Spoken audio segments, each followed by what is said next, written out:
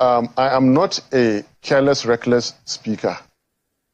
I am working with the Constitution there, that document, right, you just read. I'm following it. And I dare to tell you that swearing in Tinubu and Shettima is as good as swearing in the Nigerian army on 29th of May. If you swear in people that have not satisfied the requirement, you have, by so doing, ended democracy. The crisis I'm telling you now is that this, our democracy, is going to end. By the way we are going, this democracy is going to end on the 29th of May, 2023. Please write it. Those are extreme, you know my those name. Are extreme thoughts. I am very, very happy to say it. You know my name. You introduced me. Yeah. Listen, don't stop. No. I will, because those are extreme thoughts. You know why? Because there are allowable language to be used on television, especially as it relates to our nation and the unity of this country. Put your question and let me answer you. Put your question. I know what I'm saying. If there is an official... If you breach the Constitution... But is it not left to the court to decide otherwise? This is already decided by the courts. But the authority in charge of the election gave a declaration. If you are afraid for some things, don't ask for them. I am not afraid. I will, as a citizen of the country, by the ethics and the guidelines of my profession, live by it. Yes. What is lawful? And I hope that you're a lawful citizen of the country. And so whatever the stipulation of the law guides, that if you are aggrieved about something, you go to the court to seek redress, isn't it? This document is a product of the legal system. It has been signed into law by the President, Commander-in-Chief, Federal Republic of Nigeria. I believe in this document. That is why I'm so lawful. That is why I'm so confident. And that is why however extreme it is, Sheung, I am saying it on national TV. I don't like to take risks. I'm not taking any risks. Swearing in a ticket that has not met the constitutional requirements of the Constitution, okay, is ending democracy. Quote me on it. That's your interpretation. That is my interpretation, and that is indeed a correct interpretation. You cannot swear people who have not met the constitutional requirement. You can't do that. If you did it, you have done something unlawful, something unconstitutional. And I'm repeating it. Whoever does not meet the constitutional requirement must never be sworn in. You said my name. If you like, I can say it again. I'm Dr. Baba Ahmed. I'm not taking risks with my safety and with my life. But I'm repeating, swear in anybody who does not meet the constitutional requirements of our country. You are engaging in an unconstitutional act. Mr. President, do not hold that inauguration. CJ and your lordship, do not partake in unconstitutionality. I am taking these risks for the sake of my country. Yes, it is extreme, and I'm saying it. It was more extreme for Yakubu to issue that certificate. It was reckless. He is putting all our lives in danger. All of us. We're already at risk. So what is there again in me taking risks again? What have they not done against Nigeria? What have they not abused in Nigeria? Now they'll take the Constitution where it is clear, it says, and get 24. After that, and FCT. They fail to get it. They are going to swear this man in, and I should be afraid? I will not be. I'm telling you that on the 29th of May, 2023, swear in Tinubu as this result is, you have ended democracy, whoever you are. It draws it. So Dati yesterday has said it might be dangerous for your candidate and the president-elect to be sworn in if there is no clarification and settlement on this provision of the Section 134. What other pathway do we have to douse this tension? There is no tension. The tension is in Baba Dati Ahmed's mind. Tension where? He wants to come to Eagle Square or do what? What is he saying? What is Dati Ahmed saying? That what? That INEC should have gone what? Should have stopped announcement to go to court first? If the lights if the lights of Mr. Ahmed raised this issue, it's like Bakoba Supreme Court. Your candidate did not. You keep quoting my very respected fellow. Hold on. But he has raised it before. Respected fellow. But is this Supreme Court? Did you hear views of other senior advocates too? He's my very good senior brother. But you keep going back to Electoral. What is Oliver? He's one of those who have raised it. But the other issue, the other lawyers who have said is nothing. Watch them too now. Am I not a senior advocate? So what's the meaning of this? But the question is that, as it is, your candidate... So the INEC should have waited, should have stopped announcement to go to court. Calm down, Mr. Keyamo. Your candidate did not make 25% in FCT. Just like the PDP candidate. No. Just like Labour Party don't make 25% in more than 17 states too. In fact, he didn't make 25% in 15 states. And now he wants to now rub shoulders with us that didn't make 25% in what? In FCT and 6 other states. We got 30, we got 30 states, you know that? The two of them, Obi and Atiku, did not even make the 24, and they are claiming they want to be president. Obi was the worst. He got 17, 25%, 2017. And even look at the national spread of the votes to even say who qualified to be president. Listen, by the manner of their campaigns, Obi made 9 states in the south and made 3 in the north central. He didn't even go to the core north. Atiku Abubakar got 9 states in the north and made 3 in the south. It was only Asiwaju that got 6 in the north and 6 in the south. That is the balance that Asiwaju brought to this, to this campaign. Again, it was only Asiwaju that got at least 1 state in each of the in 5 geopolitical zones. It was only in the southeast Asiwaju did not get 1 state, but Asiwaju won at least 1 state in all the 5 geopolitical zones. Right. Again, Asiwaju came first in 3 regions and came second in 3 other regions. He never came third anywhere. Obi came first in only 2 regions. Atiku came first in only 1 region. So who had the spread? Who had the acceptability of Nigeria? Although those are the people that are waiting for them. Your candidate perhaps from analysts say, look, that is the that's the lowest margin or percentage of vote any person elected president has had since 1999. Democracy at that point, it says that you don't have to have the highest vote in history. You also have the highest vote in that election. That is democracy. Mr. Festus Keyamo, Senior Advocate of Nigeria, Minister of State for Labour and a spokesperson of the APC. Thank you very much. Thank you, my people, for your patience with us. I wanted us to finish that video because it's very important. Are not there. Nobody protects them.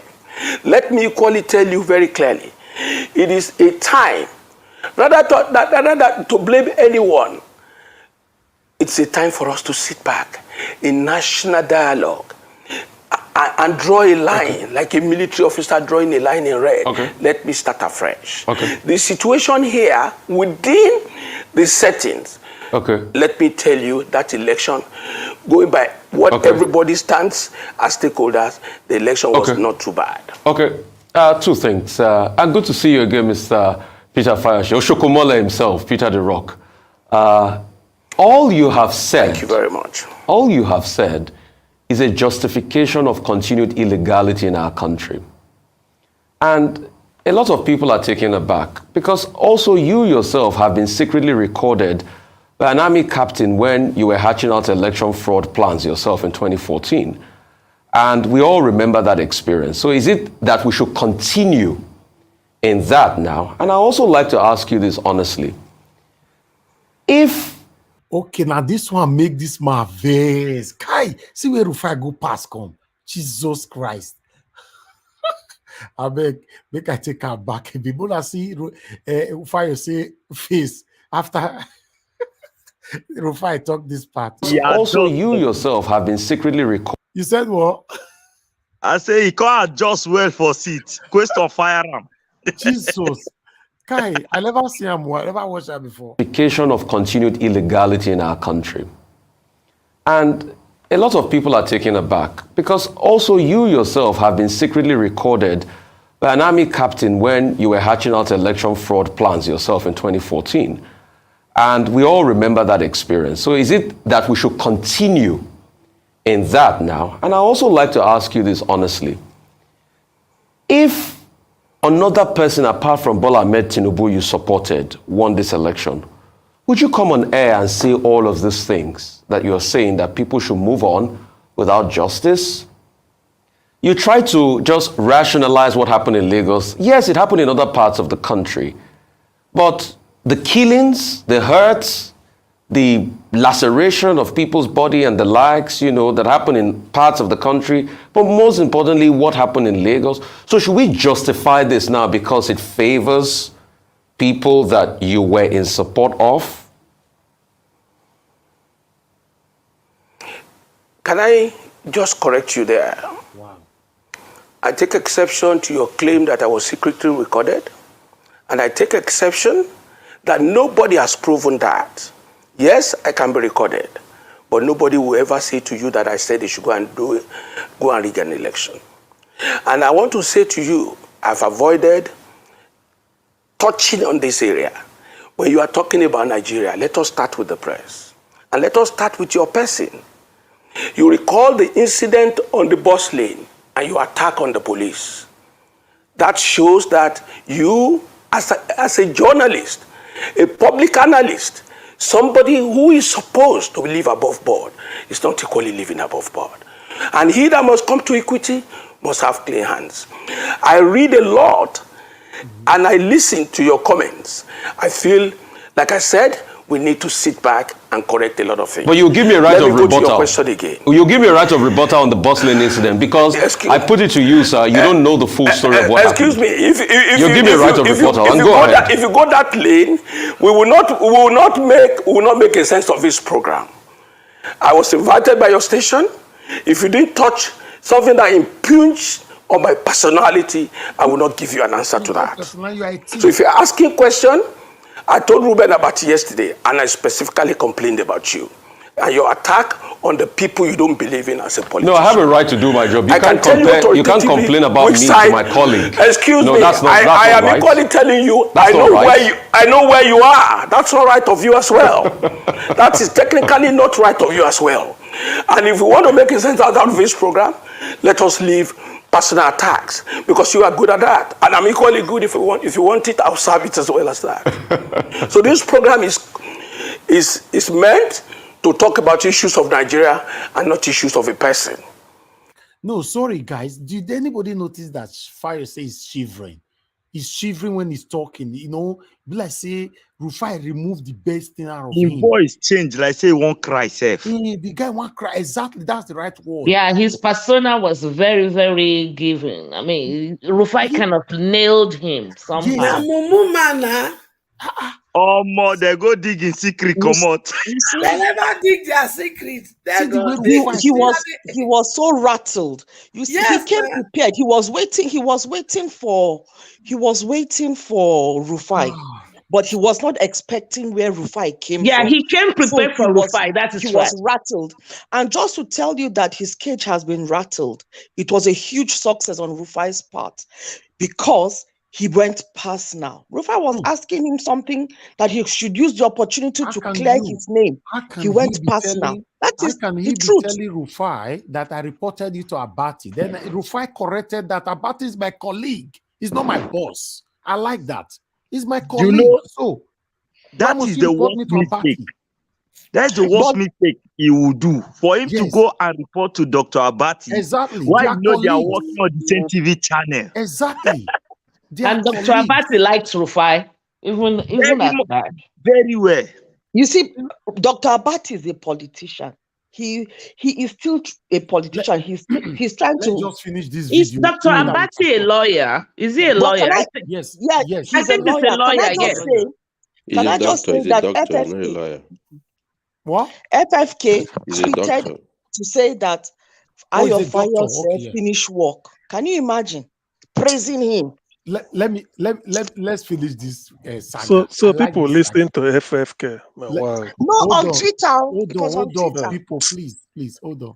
Thank you. FFK. I'm equally telling you, I know where you are. That's not right of you as well. That is technically not right of you as well. And if we want to make a sense out of this program, let us leave personal attacks, because you are good at that, and I'm equally good. If you want it, I'll serve it as well as that.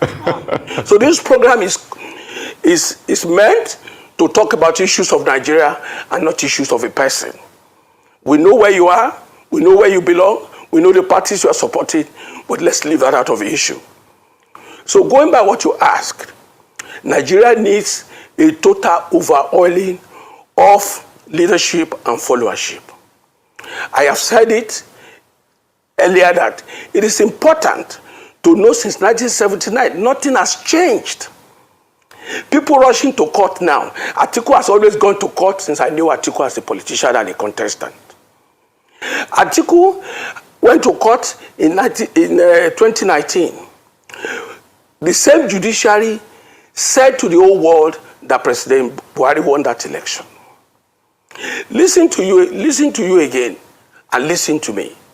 If we are not careful, as a commentator, we will remain on the television molding the opinion of Nigerians negatively, because that is what we want them to hear. For me, the election that brought Ahmed Bola Tinubu within the context of our conduct in this country is credible. It may not be the best, because you can't tell me it's Bola Ahmed Tinubu that killed the people you are mentioning. You can't tell me it was Sanwo-Olu that killed the people in Lagos. When there was an election in Ekiti, they hit me here on my back. A policeman hit me with the butt of the gun. Most of the journalists were saying Fayose has come with his drama again. I had 3 surgeries last year. I could barely walk again. But when it is good, and when it goes against people we don't want, it's the best of things that could happen. You were alive when the G5 left the PDP. You were alive when Obi left the PDP. You were alive when Kwankwaso left the PDP, and so on and so forth. You want manna to come from where? So people going to court automatically means when I go to court, the judiciary must give to you because you are complaining or because you are a complainant. Obi himself will certainly, I want to say to him, in G5 we concluded that we must support a southern presidency. That is the truth, depending on their peculiarity.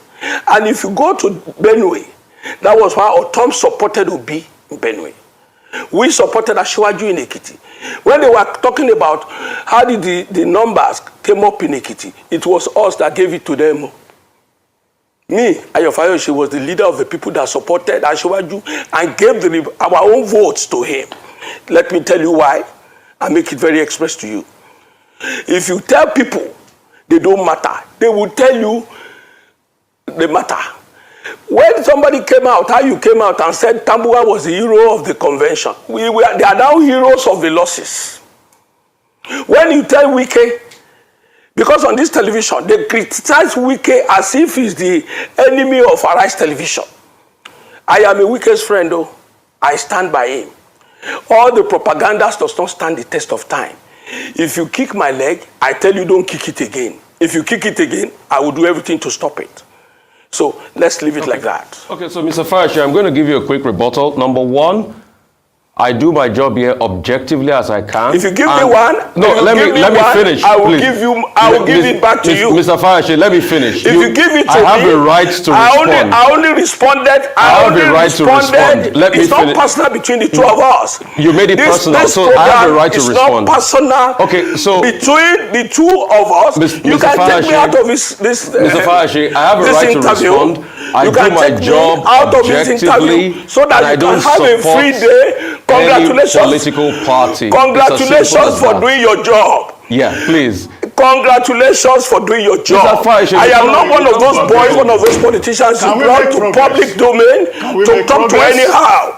It is important to note that. Mr. Fayose, can we make progress? Thank you. This is not a dialogue. This is a conversation. I'm with you. Yes, this is a program. It's a conversation. And let him not get personal. Yes, let him not get personal on this program. No, it's okay. It's okay. Now, this fight you're finished like this. Why now? Oh, God. This fight for not finished like that now. Kai, it's not paying me, Sha. Kai. The Niger Watch, one see fight, Abi. Okay. Niger Watch. Thank you. CM, I know that you want to speak to us.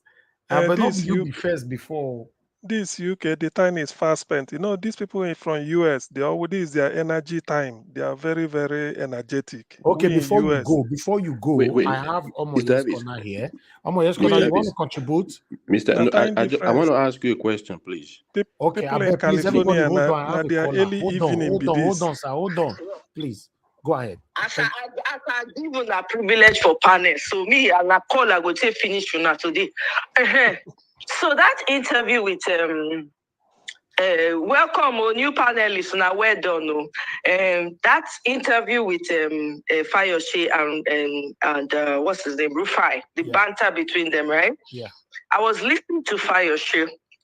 You see when he said that they were the ones that got the vote for Agbado in Ekiti.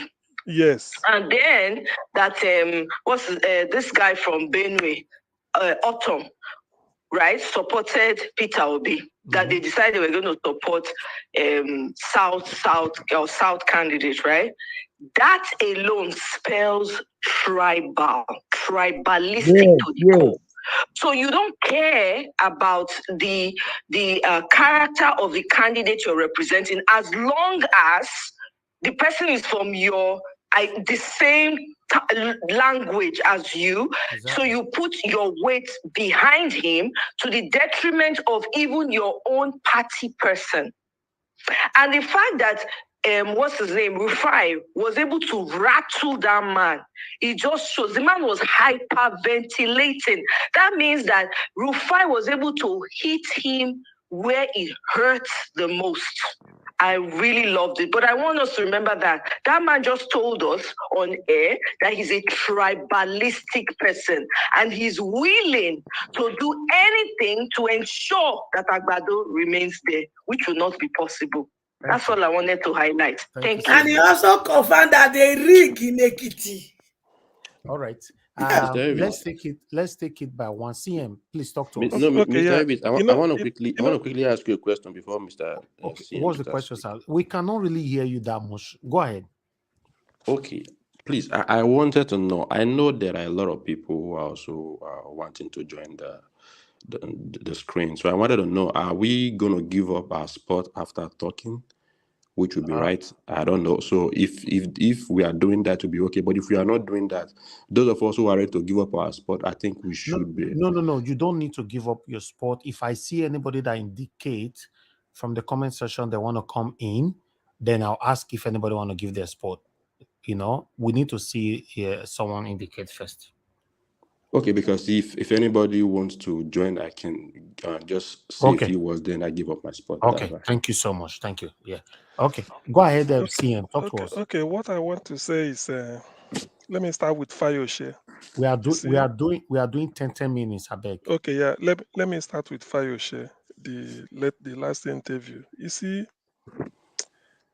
I think some time ago, or was it yesterday or 2 days ago, I remarked that it is not that when Obi is campaigning, I don't want to take issue one after the other. Let me just give an overview. When Obi is saying from consumption to production, it doesn't stop there. People will be thinking in terms of job creation and everything, what is going to do, change the economy, balance the budget and everything. That's fine. But the impact of Obi's presidency is a change in the trajectory of Nigerian politics. The whole concept of Nigerian politics will change for the better.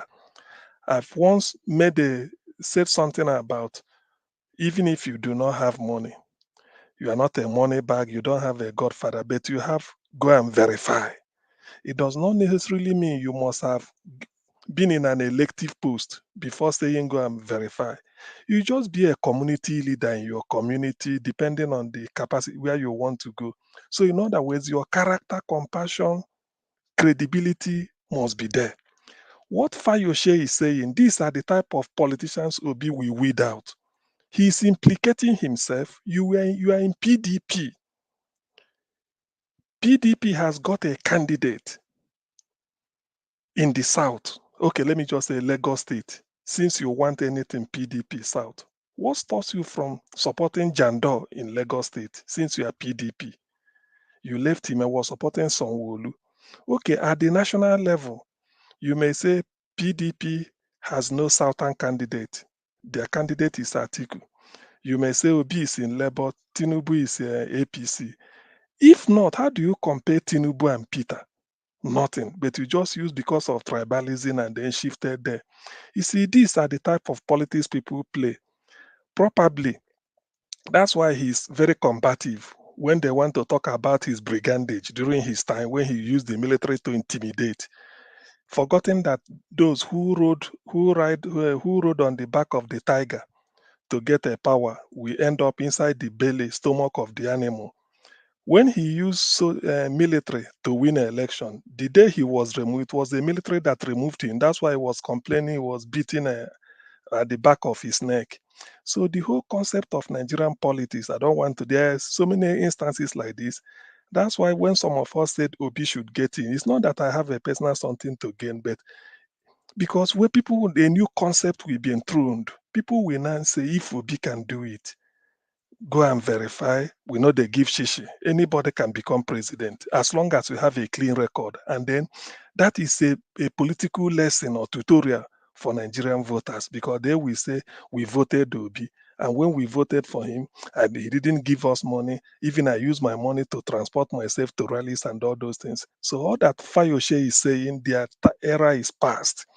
Why they are supporting Tinubu is because of what they want to get. Fayose is like a political orphan. I've now heard that because in Ekiti, even the PDP, he has no stand. He cannot influence anything in PDP in Ekiti. Forget about all the noise he's making. And let us also remember that the first, I think is the first result they released, was it Ondo Ekiti? Is it not Ekiti? The first one the INEC chairman released. I think it was Ekiti, and that Ekiti was massively flawed. Remember, that was what Dino Melaya asked them. Say you released the Ekiti, they did the arithmetic, it couldn't add up. So it was this Fayose, because he said we gave them the APC, we made them win in Ekiti. He was bragging, but he couldn't know that he's implicating himself. Look at what he's saying on national television, that yes, we gave them the vote in Ekiti, which means he masterminded the rigging. Even then, Dino Melaya, another brigand like that, has to poo-poo the figure they were submitting. So you see, when you did not do what is worth doing is worth doing well. If you did not do it well, it will always show. So to that extent, Fayose to me, I don't. In fact, all these ones is what will be by the stroke of luck or whatever. We just weed away. We don't need them. They brought us to the sorry pass where we are. Now let me deal. It says it's intense. In depth with Keyamo's something. You see, this law. Sometimes when I look at Keyamo, I used to ask, please, for those that studied law, I'm not taking it, don't take it personal against me. I tend to say, does reading law means to go and learn how to tell lies? That's what I'm trying to, The answer is yes. Reading law means you have to be an expert in telling lies, calling something white black. Okay, good. So which means, because that's why, look at what American paper brought. I wasn't in the previous panel. Those were say 21 lies. What they wrote that, you see, if not that Obi filed his petition, thank God I have a copy. There is never a time they said 46,000 was for tax. It's for feature as a proceed of drug, not tax. Not drug. When they are seizing your property, they are not. You pay tax on a legitimate something before they say bring tax. They say give us tax. Even if you are owing tax, they said you evaded tax, which means you are doing something that you earn a profit, which is legal. Not when you go and steal somebody's car. Then if they are recovering the car from you, you say you are using it as a tax. No. So that is exactly what happened in the case of Keyamo. But now look at the way he was telling lies. Now, when it coming to third of this Abuja and 36 states, I'm not a lawyer, I'm of the science world. What I tend to tell them is 36 oranges and 1 apple. So you have to be arguing yourself. 36 oranges. Orange is orange. 1 apple is 1 apple. So if they now say 25%, I mean, to yes, 25% of 2/3, which is to 24 states and the Abuja. And Keyamo is trying to bring in Abuja to be 37 states to make it 25. Those things he just now, because I listened to him very well.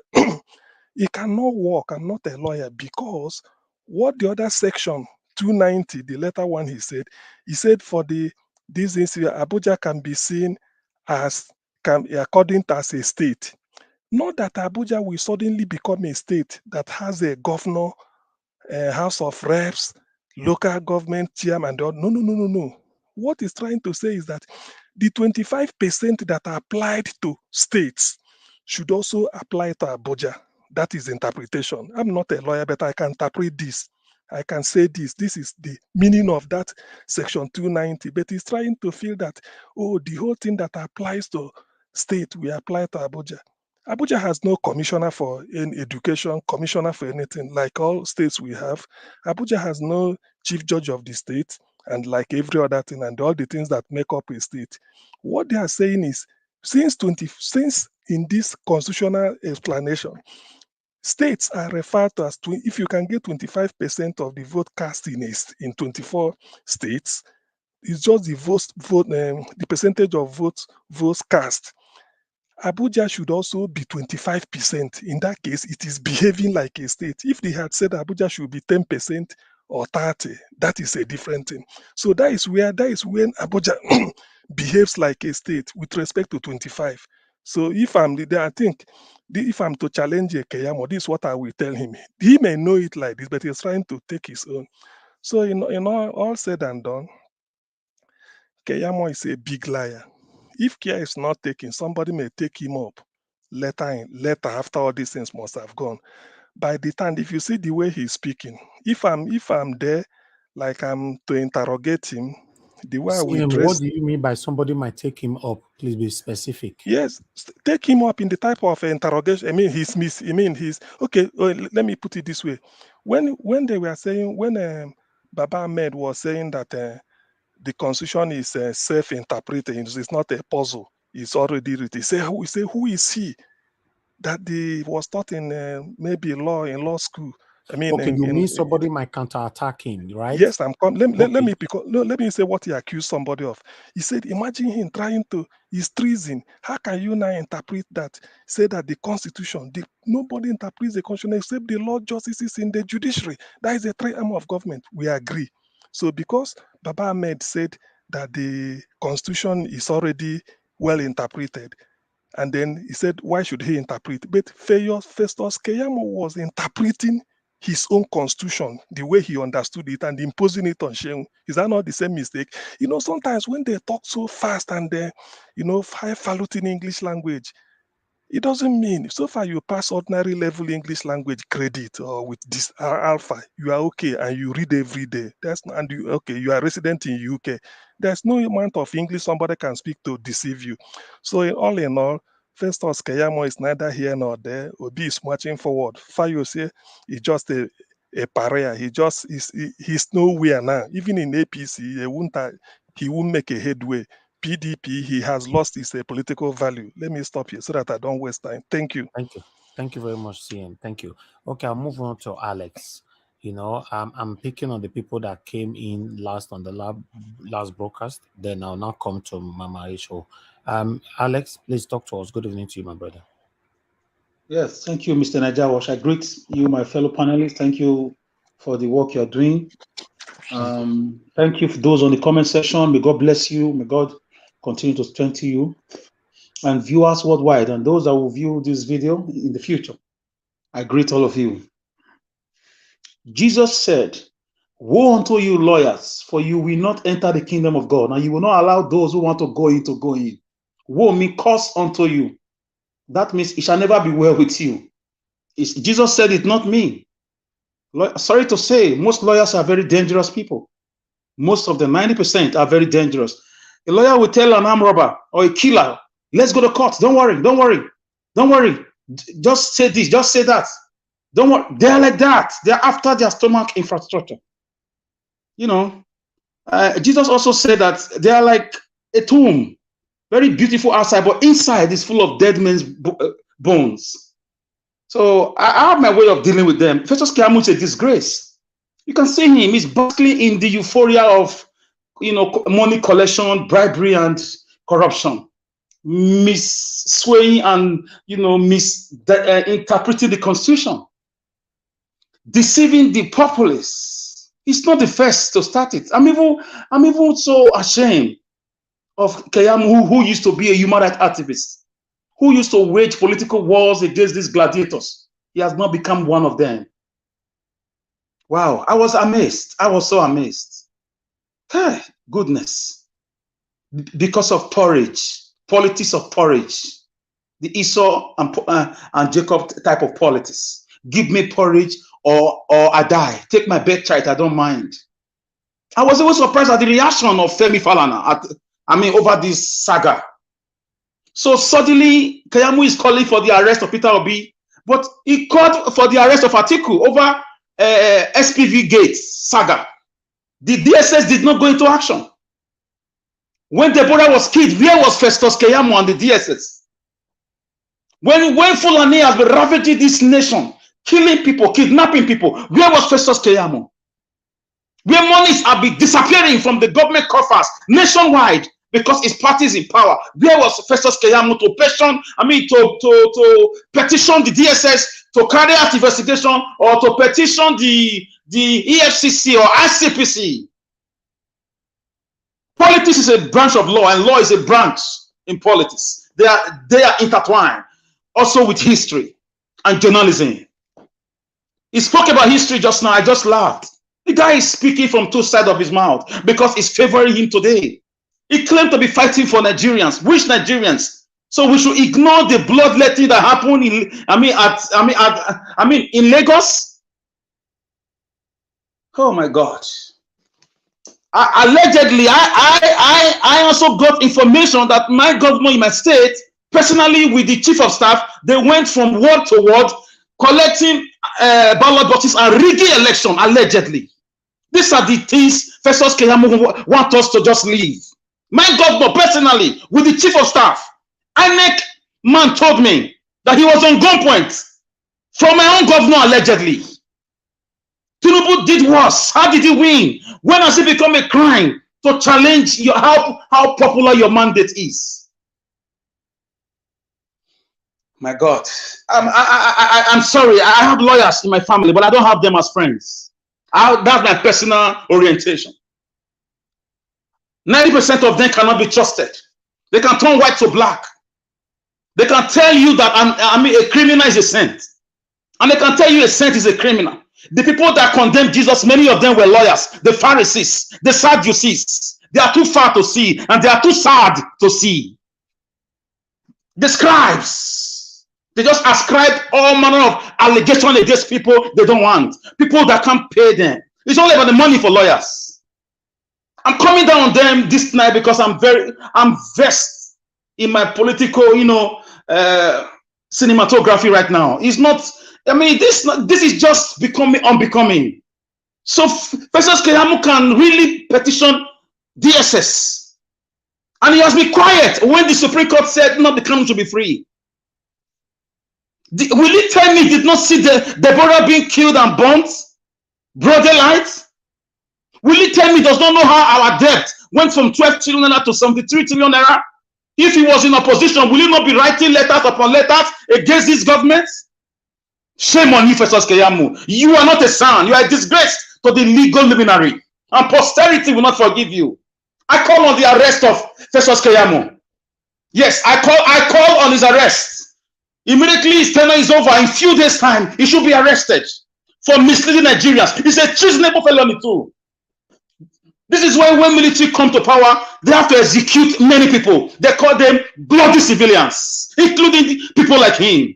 Unscrupulous elements. There is no revolution that don't lead to bloodshed, and these are the kind of people they take out to stop misinterpretation of the law. Festus Keyamo, you are not the first to be a lawyer. You will never be the last. People are coming to read and to watch this your disgraceful show of shame because of money. Millions of dollars, of course, have been accredited to you. Donald Trump once threatened, when he became American president, to publish the names of Nigerian leaders who has money in American banks. He almost did it. The court stopped him. Because these guys are evil. They are just so evil. They are so barbaric. So the insecurity in Nigeria, this guy has been quiet. He did not petition the presidency, or he didn't, although he's in the cabinet, he couldn't petition the system for the sake of the people he just claimed he's fighting for. How did Ahmed Bola Tinubu win elections? With Bala Blue in a town hall different? Bulaba?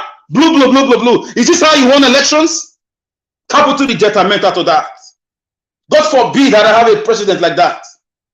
Say it not in Gath.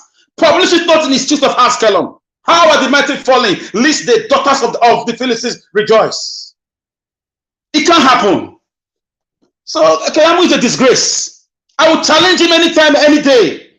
He's a disgrace. He's misleading. He's a corrupt and a rotten fellow that needs to be kicked out of the system. I'm very happy. Two things are going to judge him. God Almighty will judge him. He will rot in hell if he doesn't leave, if he doesn't change.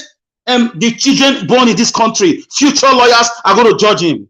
Let me go to this guy, this former kamikaze in the Ekiti State, Fayose, who is trying to play the political anki-paki double-decker, game. For me, I'm sorry to say this, guys. Maybe I'm not sorry. I'm very skeptical with the people of the western part of this country. When it comes to business, when it comes to serious matters, when it comes to leadership. Because when you plan with some of them in the morning, before evening, they change their minds. They cannot really be trusted for a very long time. This same Fayose was singing the praises of Mr. PeterObi at some time. This same Fayose was condemning Tinubu APC government at the time during the campaign saga.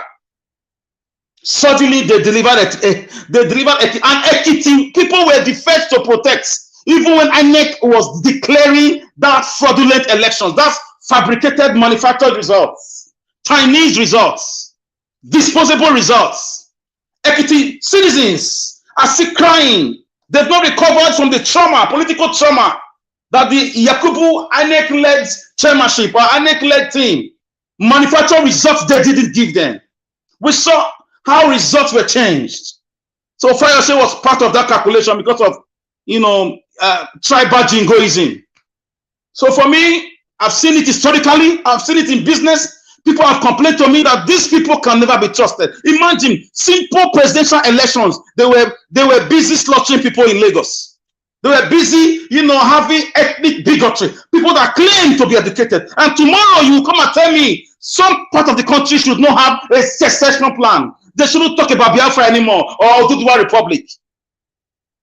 Now you are turning them into a scapegoat. You are calling them names. You are fighting them, beating them up because you claim to own Lagos, which belonged to the Benin people historically. Thank God for the Oba of Lagos who came out to claim on Chinese TV that Benin actually or originally belonged to it. Used to be and is still a tributary to the Benin. Lagos belonged to the Benin people. That means up to today, Lagos is still paying tribute to the Benin Palace. Gentlemen, Fayose cannot be trusted. His political career is gone. My friend told me a joke. He said, if you want to get a Yoruba man, I'm sorry, I'm not tribalistic, give him amala, give him a wedu, assorted meat, and 100,000 in his pocket. He will lie down before you. Forget about everything you told him. Forget about it. He will sing your praises. So Fayose has displayed to us that he's anti-people, he's corrupt. Alex, can you hear me? Yeah, tell me. Your time is up anyway, but I just also want to let you know now the same thing is happening now in Benin. A Benin man can sell his own brother because of money. If you trace it, that was, yes, there are Judas everywhere, but if you trace it very well, he only grew up in Benin. He's not a core Benin person. Anyways, it can happen. So let me round up. Let me round up. I really hope they know what they are playing with. They just think it's a joke. Professor Alex. The truth is very bitter. I'm very angry this evening. I thank Mr. Rufai. Rufai Oseni, we love you. May God protect you. May God keep you alive. So, guys, it's so. I'm so sad. I'm so sad at what I'm seeing from a son and from a former governor. No. I will just drop it there. Thank you very much. Please let me just say this before I round up. Finally, those in London, if you are in London, come out. Even if it's 10 of you, start it. Go to Tinubu's house. Call him out. Write drug history on your placards. Call him out. He cannot be hiding there. He said he built Lagos. He should go and have medical treatment in Lagos. He built Lagos. He should go and be resting in Lagos. If there is security in Lagos, if there are clinics in Lagos, it should be there. Look at the foolishness. When they want to divide us, they will say we are Benin, we are Igbo, we are Yoruba, but immediately they want to do their thing, they will kick us aside and go to London. If he really built Lagos, why is he going to London for treatment? Please come out, call out the UK Prime Minister on a peaceful protest, tell them your mission, and tell them the reason why this man is here, that he has stolen your mandate, and he should step down. He should go back home and renounce and return that stolen emergency INEC magic certificates. We don't want him. So guys, please try to come out and do this peaceful thing so that every other country can kill him. Thank you very much. Thank you, my brother Alex. Please, Mr. Elvis. Please hold on, sir. Hold on. Thank you for your submission. I appreciate you. For the betraying spirit, that you were talking about, for me, I would say it's all everybody. If you give, as like you said, if you give a Yoruba man a wedu and I don't know how you put it on, yeah, the same thing is happening in Benin. I grew up to understand that, some, not all, we can't generalize. Some of your Benin person will betray you because of money. Look at what is happening right now during the time of election. It's just that I don't want to go there yet. I'll find a time where we can talk about all these things. They'll betray you, so don't go there. Some of our brothers who contested and all of them cried out. But for me, I don't want to talk. I don't have time to really address them. That's why I'll bring it here so that all of us can talk on it. So it happens in every tribes. Look at the Igbo people. It happens. You're right. Many of them betray PeterObi, in this journey that we are. So it's every tribe. They'll betray you, my brother. Forget that thing. Even though you give them a would you not why we need that? Why we need that? My brother, they'll finish you. All right, let's move on. Thank you, Mama Esho. Please, is your turn. Before Mama Esho talks to us, nobody give me. Hold on, my brother. I beg. Nobody give me a super chat on this broadcast. What is happening? Please, can you buy me a coffee? My coffee will not buy for me since they'll finish. And please, can I have, like, you see now, Mama Esho now, I don't know what she they drink for there now. Now me they ask for coffee. She called the pepper me with what she they drink. I bet me could press like, God bless you now. My brother, you wanted to tell me something quickly before Mama Esho. Yeah, I wanted to just appeal to you and Mama Esho to let me take 4 minutes and give up my spot because another person will also want to come on the. Yeah, if Mama Esho, because it's her turn, if she will allow it. Yeah, if she will allow it, that's what I'm asking. Yes, it's her turn. 4 minutes. 4 minutes now. Okay, say, Mommy, say me, you go ahead. Mama Esho, thank you so much. I just want to say this quickly and be brief. All right. At least I just want to say this is, it lifts our spirit to be able to know that we've been able to shake these people. I, for one, when all these things happened, can you put on the time, please, Mr. Elvis, for 4 minutes? So I don't. Can you hear me? Yeah, your time is up. Can you put on? Yeah. Thank you. So to be able to know that we've been able to shake these people and also create this fear in their heart that the mandate will be taken back. It's something that is so exciting to know. Festus Keyamo saying that with the words that Baba Dati said yesterday, which is not day before yesterday, he said those words, they were the final nail, on the coffin, and that it was also the final stroke that broke the camel's back.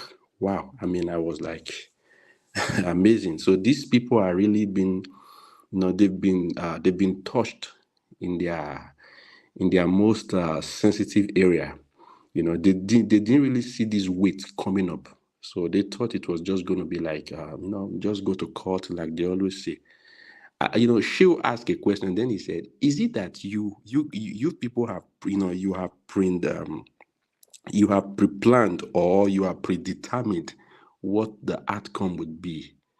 It's true, they have.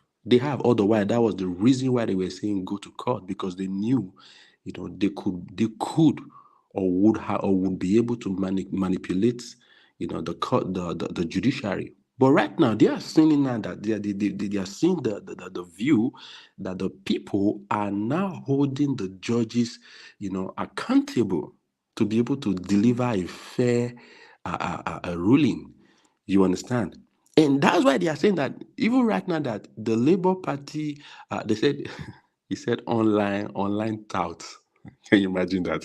He said they are threatening the judge. But you see, we are not threatening the judge. We're just letting them know, they should come to self-realization. They should understand that, look, the people have spoken. The people have elected. The people's mandate should be given to the people. If you look at what happened in Imo State, you see the way everybody was happy, the way they were so happy, jumping, jubilating, because their vote counts. So that is what happened. Abia. Okay, it was Abia. Oh, sorry. Abia. Abia. You see the excitement. Everybody was jumping. I say, God, this was the way we were supposed to jump on the 25th, that these people took away from us. But just to know that we are getting it back is so exciting. I can see fear in their voice. We are shaking these people. I believe more than before that, look, this thing is going to be possible. We're going to take this mandate back, with everything. We are hitting them in the place where they least expected it. They were asking Baba Dazi, they said, the areas we were thinking that you're going to come in from, you didn't come in from that angle. You just came in from somewhere different. What did they say? They say we hit them in the place where they didn't see us coming from.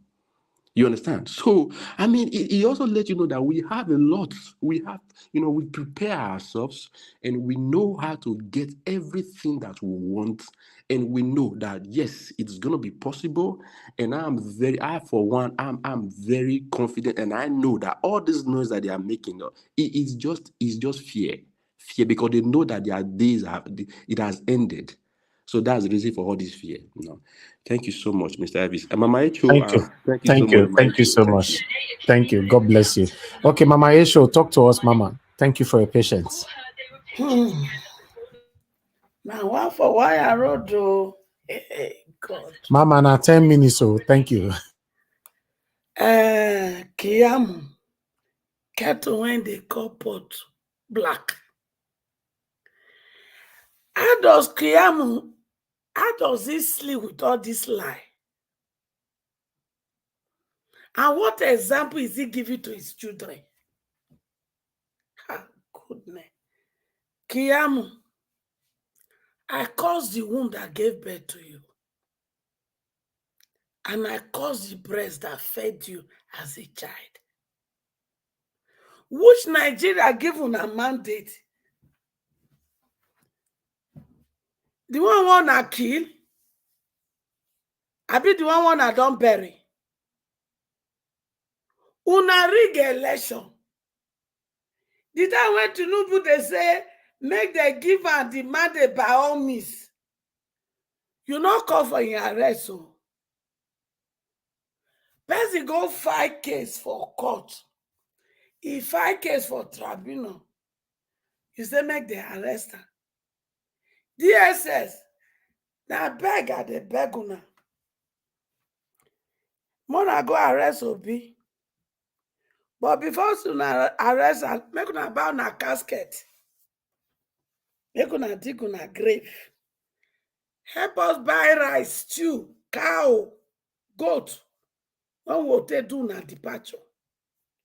Because this impunity one that they promote for Nigeria, now the last one be this.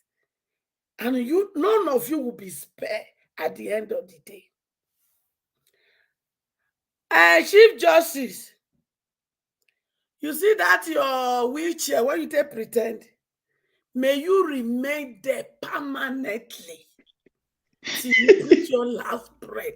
Amen. I answer well. Amen to this one. A grandfather behaving like that because of money. A grandfather. I bet for comment section, when I help us say amen to this one. May you, Chief Justice. A grandfather. Kai. Ami. May you remain in that wheelchair until you reach your last breath. Amen. Oh, ye spirit of the innocent that have been killed in Nigeria, please go and look for this man. Make sure you bulala him so that he not go get elected waka again. In the name of Jesus. Amen. You want to kurukere meeting with a tutu? You can't pretend. If you say na me they do that your wheelchair, now hammer go they hammer your head from back. What a disgrace. Tinubu, continue. You see your money, it go fail you. They spend that. Because you don't prepare how you go utilize Nigeria. Lie. A drug barrel cannot rule us, yo. You can't. Because you go turn all Nigerian youth. They go just leave Yahoo business, enter drug barrel. They go come begin they push cocaine. They will call their arrest them, they lock them for Western world. You know what will happen? Not my children. You want to don't destroy them. Enough is enough. Hey, Peteru, Fayose. Oh my show. Not be you go, not be arrest if you have been a channel, you go say, oh, Obi is the hero, Obi is the hero, Obi is the hero. Which is the God. Nigeria, and all these people I won't listen to. I don't know say stomach infrastructure, they make some people when they don't become governor become foolish. It's so sad. But there is one thing I assure all of you now when they dance kiripere. Kiri prison, they wait for all of you now. Okere prison, they wait for now. We go remove my children when they there. Una when be this glorified tiffy 419. God. Nigeria, please. Anywhere I catch these people, I first beat them all. They could not whip them well because they deserve it. They are not just disgracing us at home. They just turn us to caricature internationally. It's so annoying. But one thing that is certain, justice must prevail. See, Keyamo, they tell us, say, Obi no campaign with issue. Now your bra nagbado ekpa. Now be the campaign when your principal give to us. So those are the issues, eh? Heaven will not forgive you people. Heaven will not forgive you people. Satan, I beg. Is there any place hotter in hellfire? Make you prepare for these people. And wait till I get to talk for now with this. It's annoying. It shall be well. Let somebody else take over. I'm ashamed of my country. I can't believe the way people there for 2023 in the line of development. And we are still in 1960 backward. Look at that idiot claiming he's a son. Is there any way we can write petition made them withdraw this sonship come out from Keyamo? Because it's a disgrace. No way, not them. Now secret not courts them. Not them. It's a disgrace to son. Just as Anne Chema be disgrace to professorship. And wait, man, make I ask you a question. I go answer. Because now woman professor now I stood for Abia to get their mandate. Yes. Yes, man, you are right. Yes. Yes. Oh man, I bet make I ask you now. What is a problem? Yeah. Now money. Yeah. Now money. Mommy now wickedness. Yap them. Yeah. Please, my children went there Obodo Yibo. I know be men now. Yap them. Make una help me gather money. Make una buy that woman befitting brand new car. I'm telling you. No, yes, she deserves it. Somebody have for being bought the honest car already. Please. Yes. We can buy another one if possible. Yes. And another one. And if they buy 3 cars, it's not enough. Certificates. Let's go ahead and give you a certificate. Gather money, buy a brand new car, tear rubber. I'm telling you. House. Okay, it's possible. Mama, so we can prove, we can this teach is the our new younger car. ones. A rich man from my brother Igbo man bought her a car. Hold on now, somebody they talk. See him. Hold on, please. This our brother here bought her. Let me look. His name is here. 1 minute, quickly. Hold on. Let me, because I don't want to pass information that I don't have the full details. Let me just quickly go with the name as well. Okay, here you go. Abia businessman Stephen Ukbabi gift new Prado Jeep to INEC returning officer Professor Nena Oti for her integrity and refusing to compromise Abia governorship results. God will bless you, Pikin. Oh, they're not going to arrest him because this would be here. They're not going to arrest the guy. Hold on, please.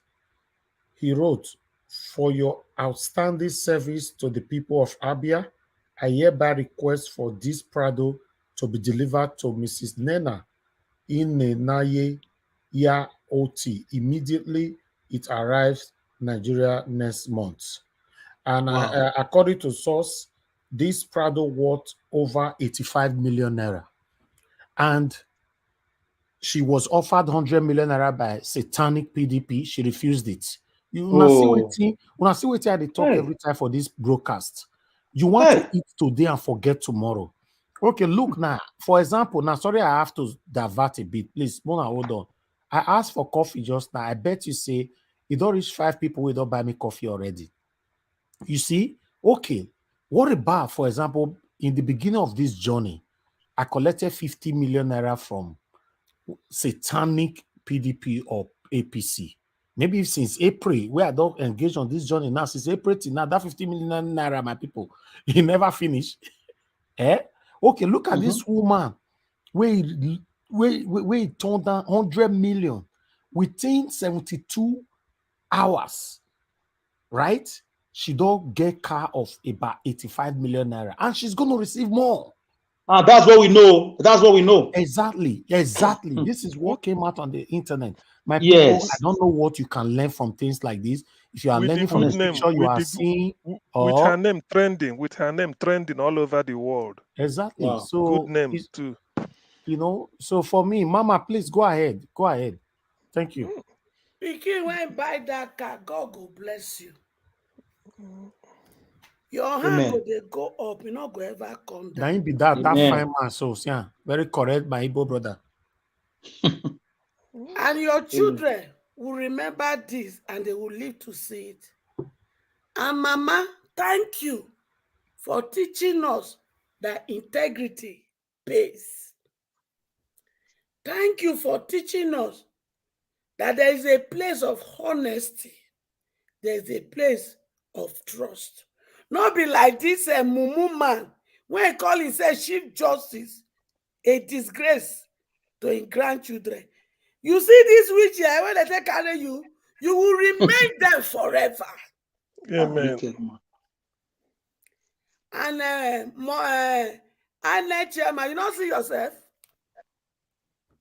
Woman, nice stay for honesty and integrity. They're not carry gun go meet her. They're not threatening her. Of course.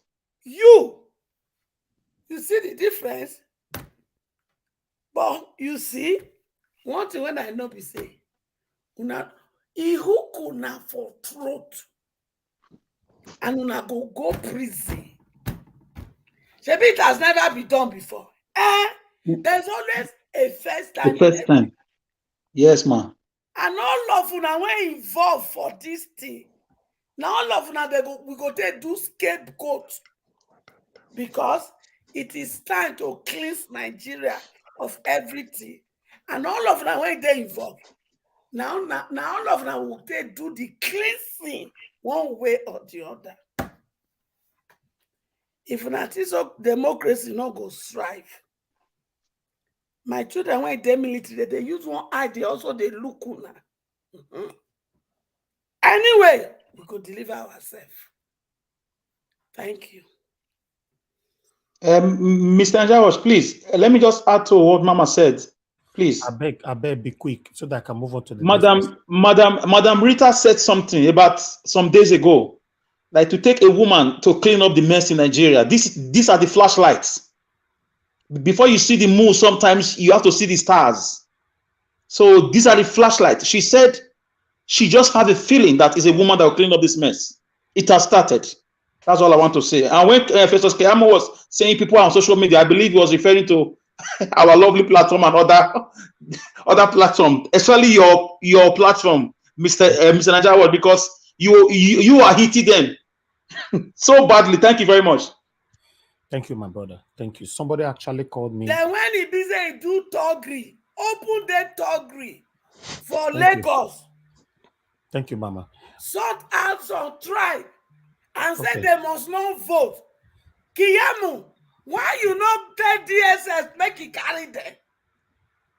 Okay. Thank you, my people. I actually received a call because of what is correct. A lot for my Edo people, a lot is happening in Edo State, and I know, right? Even me, I surprised say you just quiet. So I received a call, and they said, in a private cycle, top people from the government house of Edo State were talking about Njawash. Say, thank God, say that one not talk about this whole issue as they grad. They said they were actually celebrating that Njawash not talking for this matter. That means, you know what that means? Because I don't want to, expatiate on it for you people not to understand who I'm talking about. You know why I'm laughing? Because Obaseki knows the biggest problem in fact, the opposition where Governor Obaseki get na Njawash, not be PDP, not be APC, sorry. The opposition where he get na Njawash, but the truth of the matter be say, I'm looking at a lot of them from distance. Now, but Njawash, me, I want to ask you, say I the verse, so you're quiet for those election. Me not understand. You talk about Ekiti, talk about Lagos, talk about Abuja, you're born at those things. I want verse one period though. I can't boom call for B movement. My brother.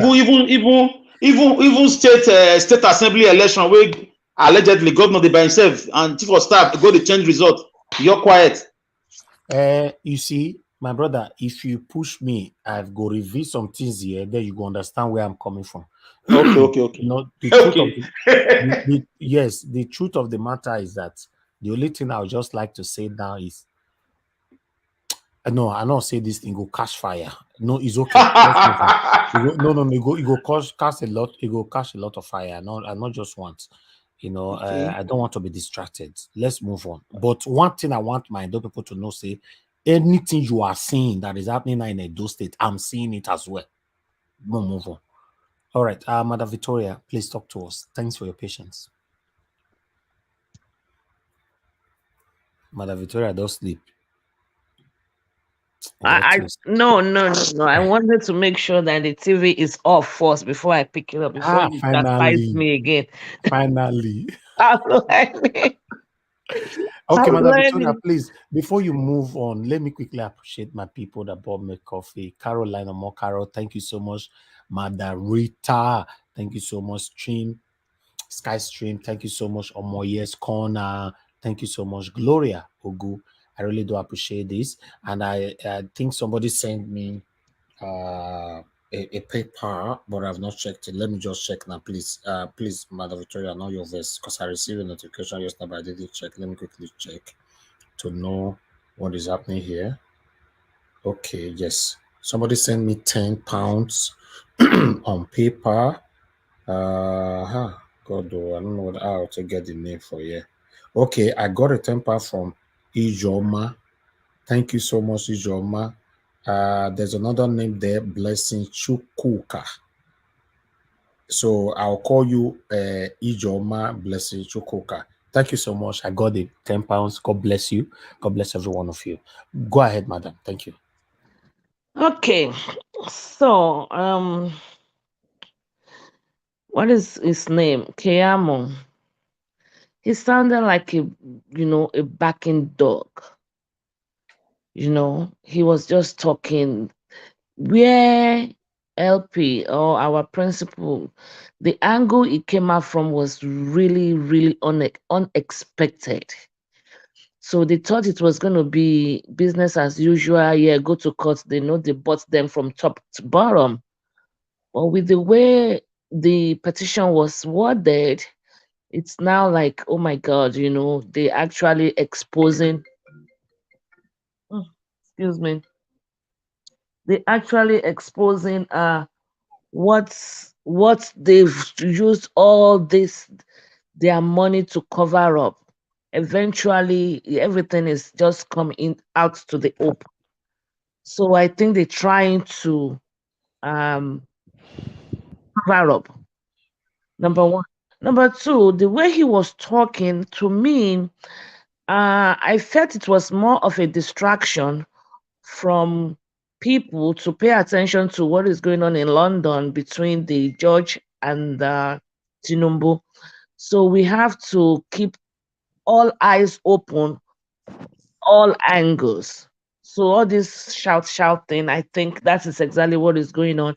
So if between Fayose, the way Fayose was talking today, the way Keyamo spoke today, and maybe the other one, this a delay or something. I think he too is talking somewhere else also. So we really need to keep our eyes open for those people, because they know that they were really hooked. They were really hooked.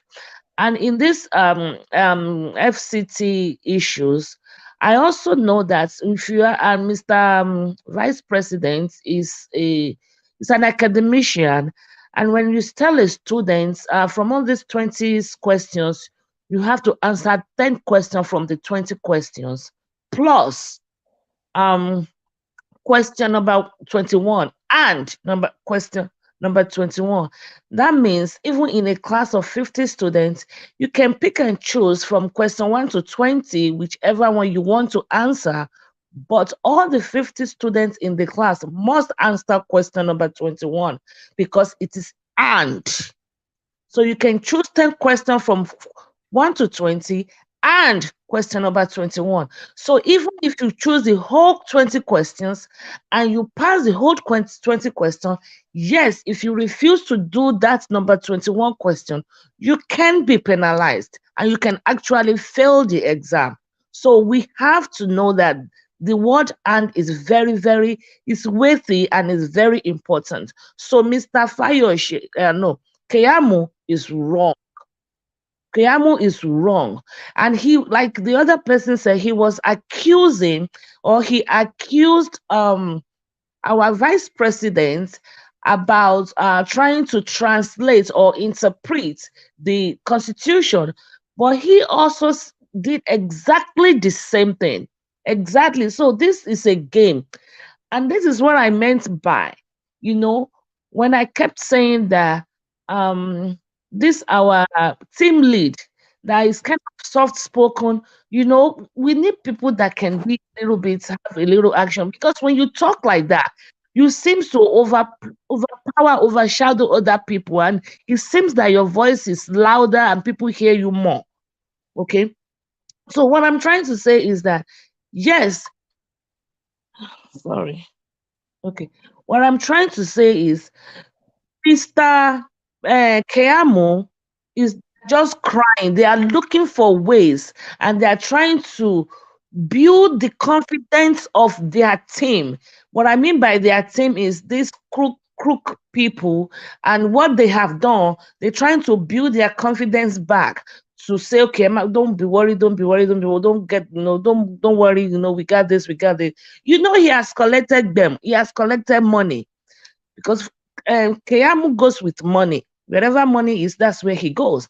And also he says something like, oh, the people from the other team, they called him and they said, oh, I'm just doing my job. Oh, we know that those ones are just propagandas. He's just using them as a front.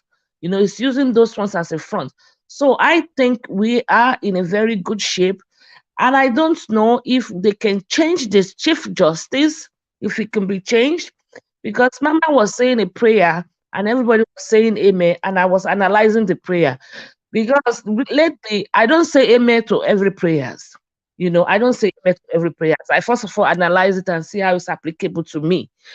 If he stays in the wheelchair, do we have a replacement? If he's truly going to be the one to reside, and if he's the only one that can reside on it, we have to say that God should touch his heart so that he doesn't swerve. My daughter, if he died today, they don't get replacement. Secondly, with Tinubu, he needs to come back and bring the return, the certificate of return, or whoever knows where that certificate is kept. No, they can print another one. Please, let him just die and die.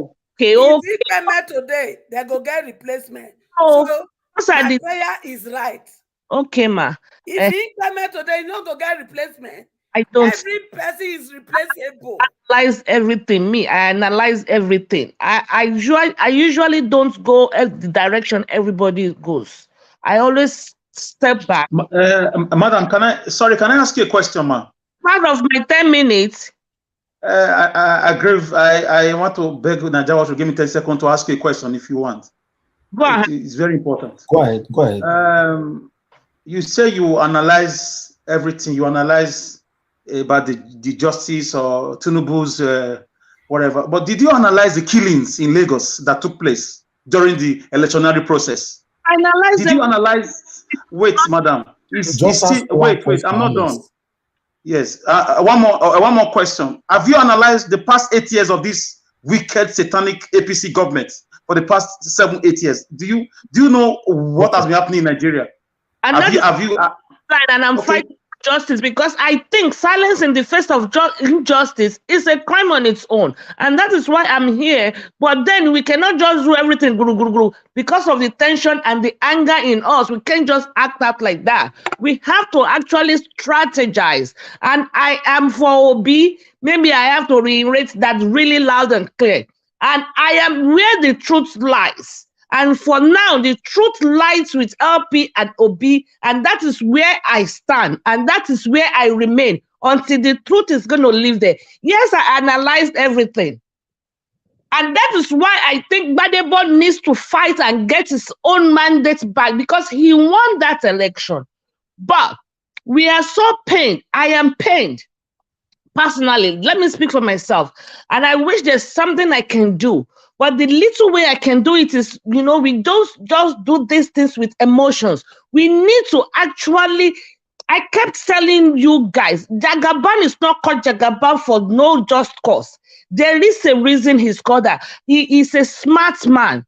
So we have to be able to get past the emotional aspect of it and strategize. That is my point. I do analyze everything. I can go to Nigeria. I'm afraid to go to Nigeria. How much it costs to go to Nigeria to get bodyguard, to lodge in a hotel, watch your back. That is not vacation for me. It affects me in a way.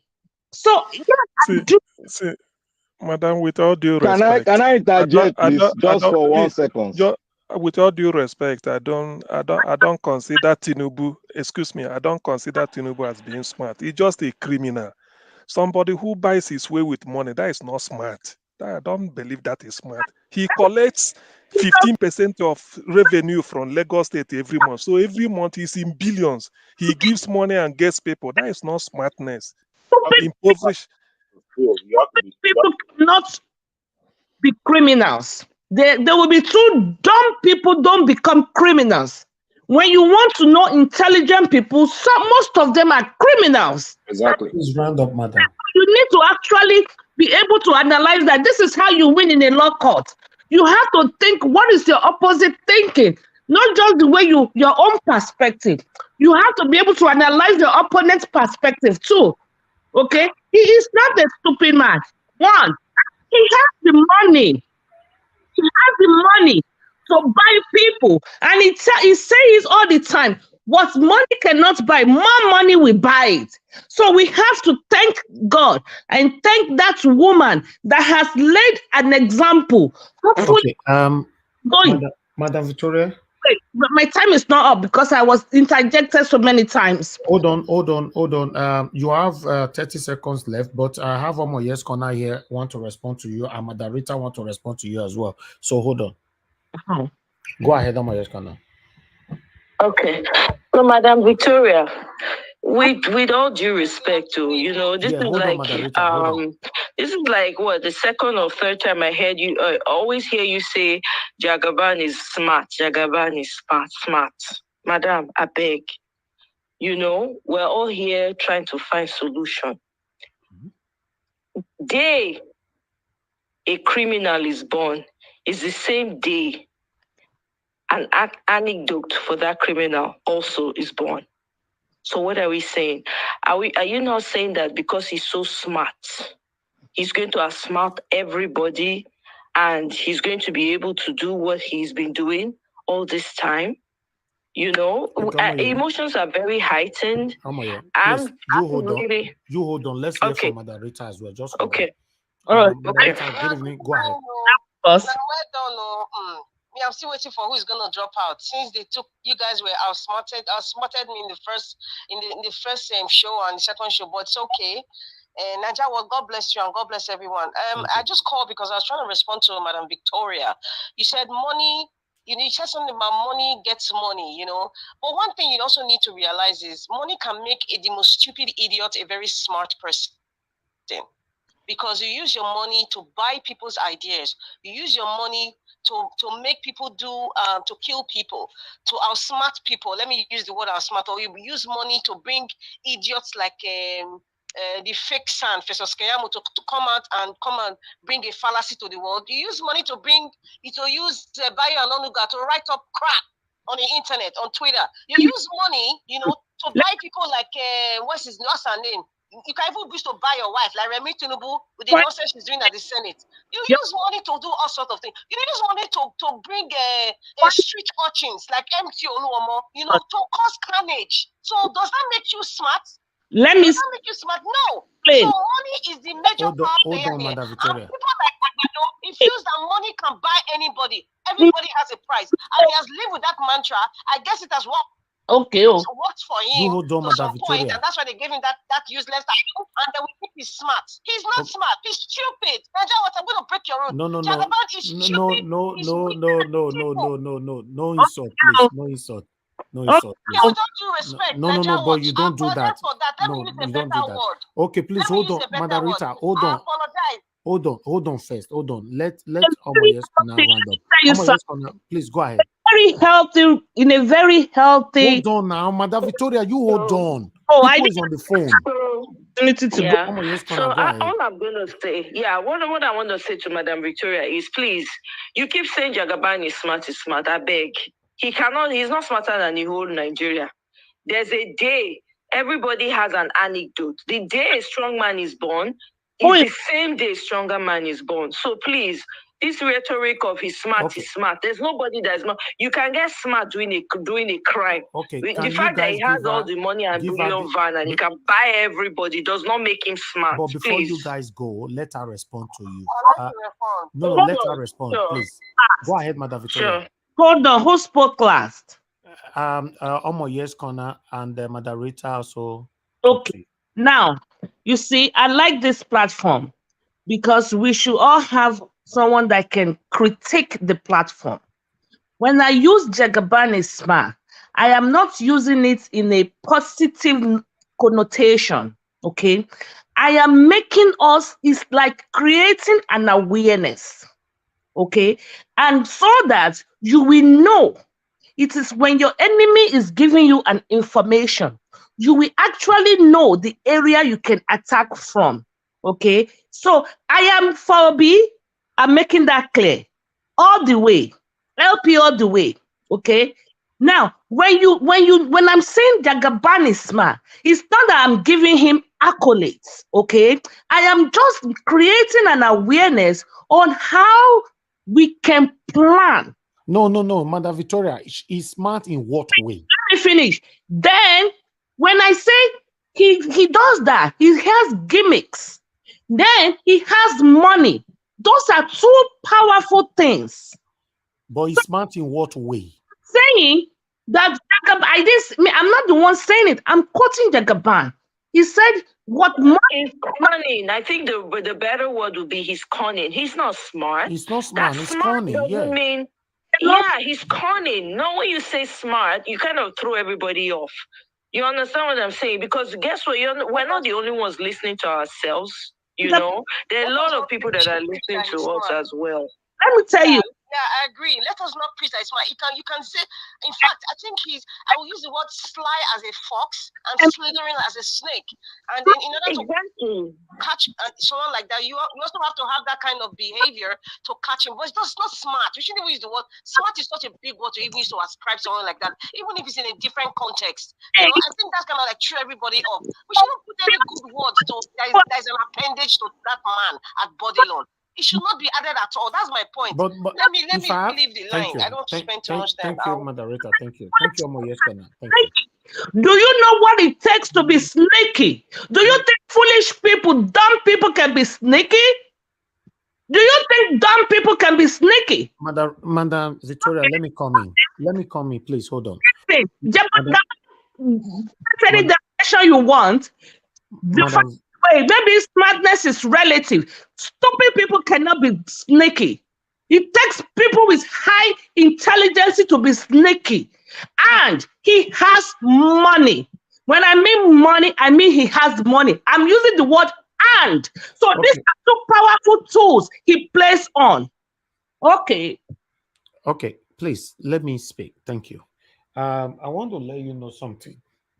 Today, you've mentioned two words about Jagaban, which is becoming a bit questionable and suspicious by many here. The first time on the other broadcast, you said if we shouldn't just jump into a conclusion, maybe the Chief Justice and Jagaban going to London at this time might be coincident, unquote. That was the word you used, coincident. And a lot of people, that is being used out of context. That is not what I said. The same I said then is what I'm repeating now. No. That's what you said, madam. I said you want me to go and bring it here. You have to think, what if my opponents come with Hold on now, madam. I don't understand. Are you trying to tell us that we did not understand what you said, or we don't understand English? Hold on, please. Hold on. Did you use the word coincident, yes or no? Yes, I did. And so it's okay. You calm down. We're not arguing. You hold on. Madam, hold on. This is the second time now. To get that at all costs. I don't want us to leave any stone unturned. I know, but you can also use a word by saying that both of them going to London this time might be coincident. It is a protective statement. That is not what I said. I said, and I'm going to repeat, you have to listen to the voice of silence. What if I said you guys left the word "what if" out? I said, what if the other madam, can I interject you, please? You are speaking out of content now. Can I interject you? You see, if you were a Republican now, the Republican would have taken you out.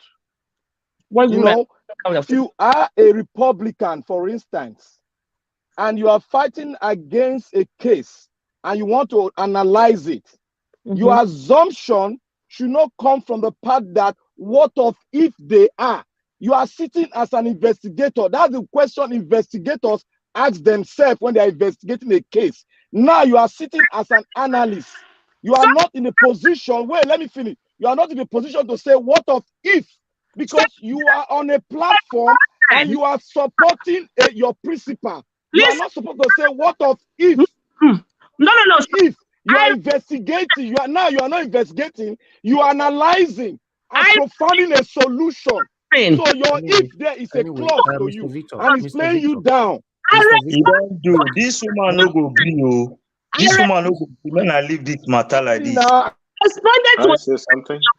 And I said, the person was like, why?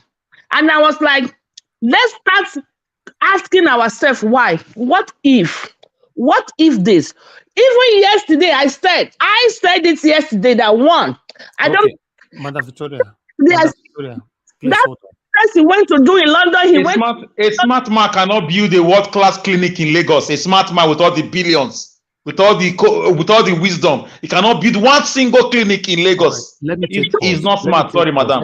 Everybody, Madam Victoria, everybody, please hold on. I want to take a call. When is my turn now? Mute yourself. Hold on. I want to take a call, please.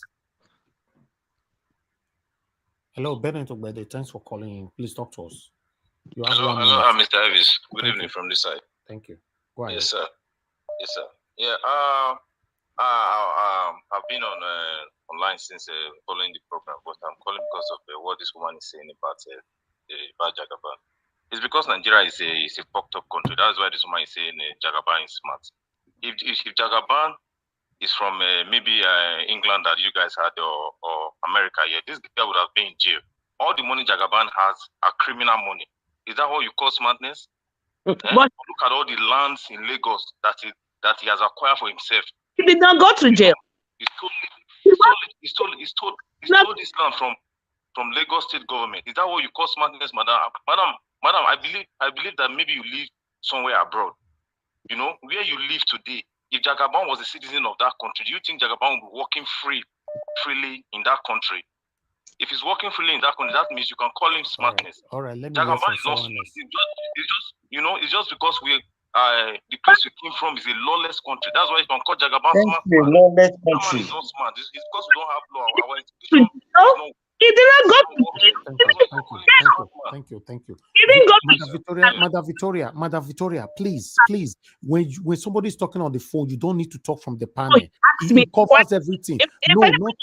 Question. Madam Victoria, please. If there's a question, just keep it until I come to you, please. Okay. Hello. Thank you very much, Mr. Chris. Please talk to us. Good evening to you. Good morning. I mean, a good night. This one coming. Go ahead, sir. 1 minute. Yeah, it's Chris. I'm calling from Dublin. You know, I've been on this program for the past 6 hours or thereabouts. I just want to appreciate you specifically, Naija Wash, because I've seen the way you've tried to handle all diverse opinions, and you've guided everybody to stay on the topic. You have tolerated everybody. You have tolerated all the opinions, and you've been able to steer this discussion, and so that everybody can be able to follow what message you are trying to pass. I just want to appreciate you for that. I've been listening to the program, and I look forward to the day I'm able to join this program. But for now, I've just enjoyed listening. Thank you very much. Thank you, sir. I really appreciate you. Thank you. All right. Let me quickly take another call quickly. Okay, Madam Rita, you are calling back. Please talk to us. 1 minute, please. 1 minute. Okay, yeah, 1 minute. I just want to say something. Madam Victoria, you said it's what if it was a coincidence? We should not even go to that line of saying what if it's a coincidence the CJN went to London. It is not a coincidence. Anytime these elites travel abroad, they travel abroad to have a meeting somewhere. That's what they do. So those thoughts shouldn't even come at all. With all due respect, madam, please just give those kinds of statements to yourself. With all due respect, I'm saying I really respect you, but you shouldn't say what if it was a coincidence. It's not something we should even bring to people's thoughts right now, because we are dealing with a mescality of criminals. Thank you. All right, thank you. Let me hear from someone else. Hello. Yeah, good evening to you. Good evening, Mr. Patrick. Thanks for calling. Talk to us. Hi. Hi, everybody. You crucified Madam Victoria for nothing. from what I heard she started saying at first was that Jagaban and the judge, they have the right to go to London. Then somebody said, how can you, that the British government should stop them. No, you can't stop them. They have the right to be in England. They have the right to go there. Now, the British government can interfere because we have not complained to them that they committed any crime. They have not committed any crime in the eyes of the British government. So they have the right to be there. That's a part. Then on the issue of, what's it called? What was the second thing again people are fighting about being smart? Yes. When you are corny, when you outsmart a system, you are smart. Take it or leave it. Now, we're comparing about because he has not gone to jail. He has not gone to jail. Is that what? He's smart. You were able to outsmart a system. And that is why we have the man called Donald Trump. He outsmarted the system. All the rich men outsmart a system. Doesn't make them, it's not that they're brilliant, but they outsmarted the system. That made them smart. Can I just come in, please? Can I just come in? Nobody can come in from the panel. If you unmute yourself, I'll put you on the backstage. To be honest, you are giving me headache. Let me come to you. This is time for callers, please. Sir, are you saying that the Chief Judge, Justice of Nigeria, and Jagaban being in the United Kingdom is a coincidence as well? No, it's not a coincidence. I'm just starting from where this whole argument started from. I just wanted to get that. I just wanted to get that clear. Okay, no, it's not a coincidence. But some people jump that the British government should go and stop it. No, they can't. They are free in that country. You are free until you commit a crime. The British government cannot stop them. You know, if you do not lay a formal complaint, they cannot just go and be stopping them like that. Okay. You know, I just wanted to clarify that one. No, I'm only focusing on the coincident and smart. That's definitely, it's not a coincidence. That one is very clear. It's not a coincidence. It's a well planned out thing, and we know where that is going to. Okay, thank you, sir. Thank you. All right, thank you. All right, one more call. I'll come to you, Victoria, please. Gingerbread man. Oh man, call us, man. All this sleep. I don't understand. Gingerbread man, please talk to us. Hello. Talk to us, my brother. Yeah. I greet you people, Madam Victoria. Let me ask you a question. You don't need to answer. You can answer after the call. What is a coincidence about someone who walks with his two legs, but when he was going into London, he has to go into a wheelchair pretending to be a cripple? How is that coincidence? It is not coincidence. You can, keep some certain thoughts to yourself. This is a public platform. You said Jagaban is smart. He's not smart. He's a criminal. Okay? If he's smart, how come he was not able to avert being caught as a drug dealer? That is not smartness. He's a criminal. You have 1 minute left. 1 minute left. Okay, sorry. The reason why it appears that Jagaban is walking freely and perpetrating the crimes that he's perpetrating is because he's in Nigeria, which is a lawless country. So please, he's not smart.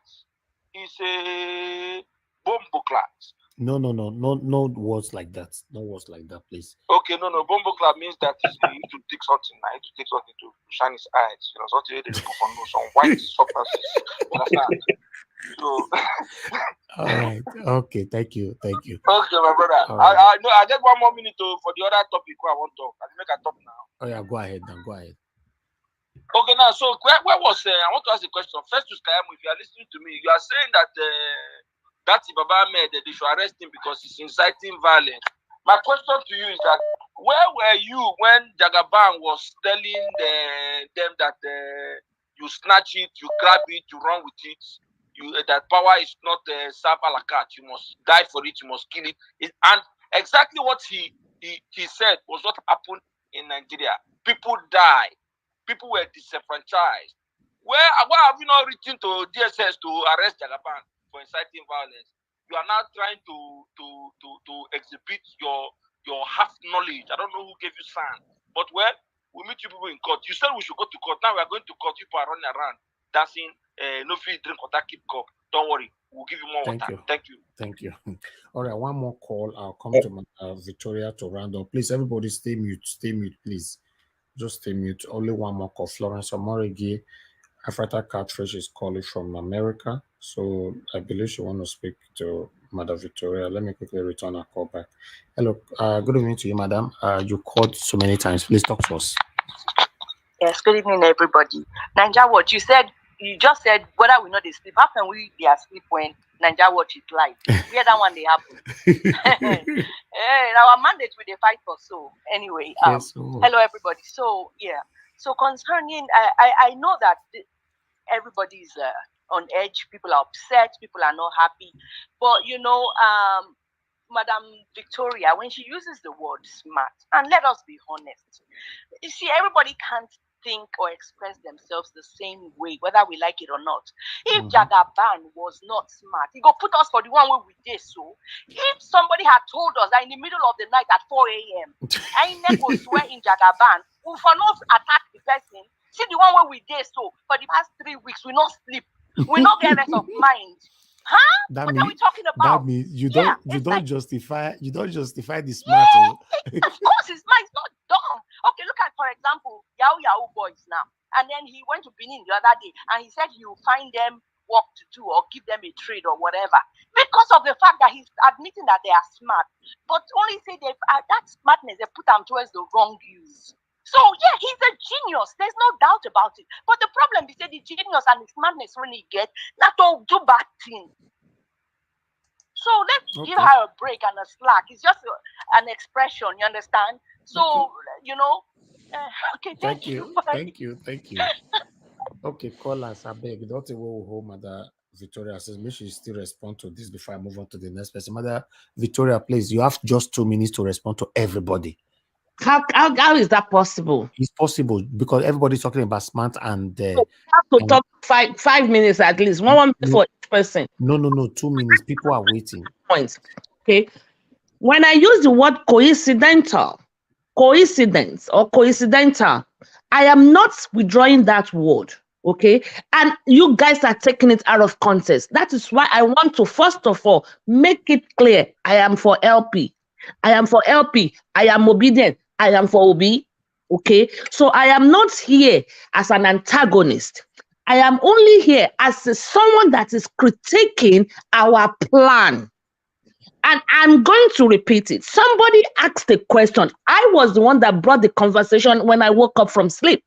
And someone said, why? Why is the judge there? Now, why did they allow? I'm like, you can't stop. The United Kingdom cannot stop anybody from coming in. It's unconstitutional for them because you have the right. Jagaban have the right to receive visitors, anybody. I'm like, the other party, they can say, Keyamo can say, is the judge not allowed to go to the United Kingdom to have his own medical checkup too, just because Jagaban is there now? How will you defend that? You don't allow that. You don't get to the judge, then that question comes up, then you'll be looking for an answer. You should have prepared your answer before you go before the judge. That is why I said, let us do process of elimination. And that was the sentence I made, and I started receiving bullets. I've not even finished doing the process of elimination. Okay, yesterday I said it, even before anybody said anything. I told you guys that Jagaban did not just go to London to rest. He's gone there ahead of the game to strategize. I even brought it up to you guys that the vice president, current vice president now, the redeemed pastor, brought it out that the first time Jagaban said, let us rig this election, he went to London. So definitely there are things they are doing over there. I brought this up yesterday, 2 days now for you guys. So now I'm thinking ahead. And that is why you need to be thinking ahead of your games. Thinking ahead of your enemies. Thinking ahead. Listen, Yahoo boys are not dumb people because what they do, I cannot do it. You know. Let's move on. Thank you. Thank you very much, Madam Victoria. One thing you must understand is that on this platform, you are free to say whatever you want to say, but you should also be expecting counter-attack to your statement. That's what will happen here to everybody, including myself. I'm fully.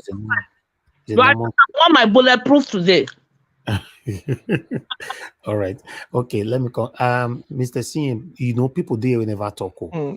Just 10 seconds. Watch, I'm Just going now. I want 10 to go off. seconds. No, you are next. You are next. 10 seconds. I 10 suffer seconds. enter here. Nobody want make I talk. Oh. 10 I suffer enter this place. And now all of now they talk. Smart. Mr. CM, CM, I beg. 10 seconds. Talk now. People What Yahoo boys are doing is stealing, just like somebody on the road stop you in the middle of the night with gun and rob you. Yahoo boys are thieves. There's no smart in it. Just stealing. All right. No time to counter, madam. No time. Do you know what it takes to rob? No, madam. Please. I don't have that time. Please, people are waiting. You know why it takes to rob? Oh God, Madam Victoria, please. Just respect the rules. Now, I mute you. You are muting yourself, still talking.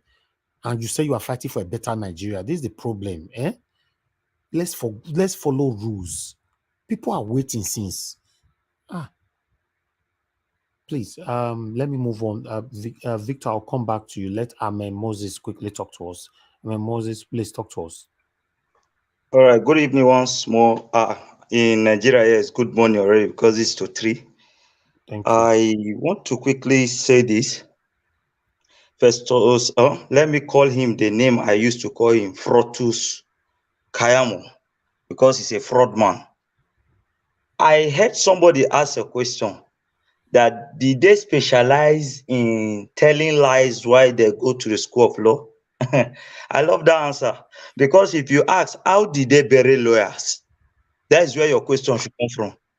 None of them were buried to face up. They say they are not worthy to see God, so their face is facing down.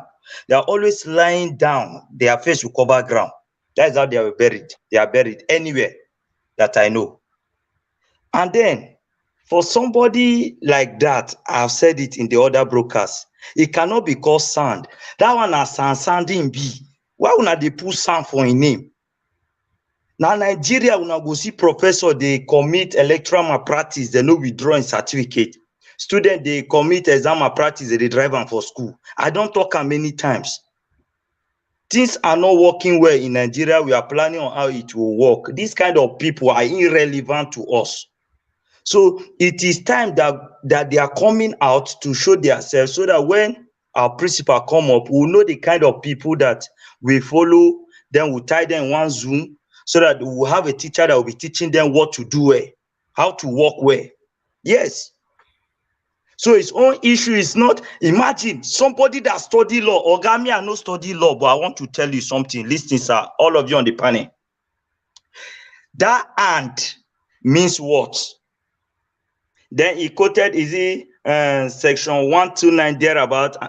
That word there is as if it's one of the states, which means exactly the 25 that other states has, 25%. That is what FCT also should have.